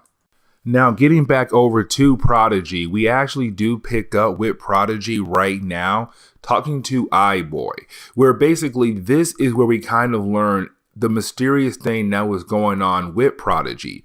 And what was going on with Prodigy was his past self was trying to figure out who was going around killing off black gay men in the area. He was trying to track down a serial killer. And so his past self went on an adventure to basically figure out who was the serial killer. But he knew that when it came to Cerebro, there could be a blind spot moment where Cerebro would not be able to back up this certain memory. And so the past Prodigy basically left a bunch of clues for his future self or present day self to kind of help remember what happened that night on why he just disappeared. Because while he was trying to track down this serial killer, he got caught and he got killed by this serial killer. But all the clues kind of helped the present day Prodigy remember everything. And of course, now he knows what happened to him on that particular night. Now, you do have iBoy kind of burn this serial killer, not to death, but kind of like a small sunburn. Actually, a really bad sunburn, not small. But then you have Aurora and Dakin appear, where of course they do tell this serial killer, like, listen, man, you are going to be handed off to the cops. They now know everything. They have all the evidence to prove that basically you're this racist man who went around killing off black men, black gay men, because you hated black men, but you also hated gay people as well. And so now you're going to jail. Hope you enjoy prison. Now, this is where you basically have the X Factor book kind of get wrapped up. And what I mean by that is you do have Prodigy, iBoy, and the rest of the team go back to the event where, of course, they do have fun. And you do have Prodigy run into Speed. Now, remember, Speed is the son of the Scarlet Witch. And I want to say Speed and Wiccan are no longer mutants because Scarlet Witch is not a mutant anymore either. But either way, Speed is dating Prodigy. But while you have everyone kind of having a good old time and having a blast, iBoy sees something. And remember, iBoy has different kind of eyes all around his body, and each eye does a different thing. But one of his eyes saw something, and of course, when everybody goes and turns on the corner to see what actually happened, of course, they come to find out it's the dead body of the Scarlet Witch. Yes, the Scarlet Witch has been killed at the Hellfire Gala event. And this is huge because now the next adventure for X Factor takes place in the trial of Magneto. But this is where we are going to end today's comic book video. So with that being said, please leave me a like down below and subscribe. Also, if you have any suggestions on books I should read, well, please let me know in the comments below because you never know, your suggestion could be a future video down the road. But guys, I'll see y'all next time. Later.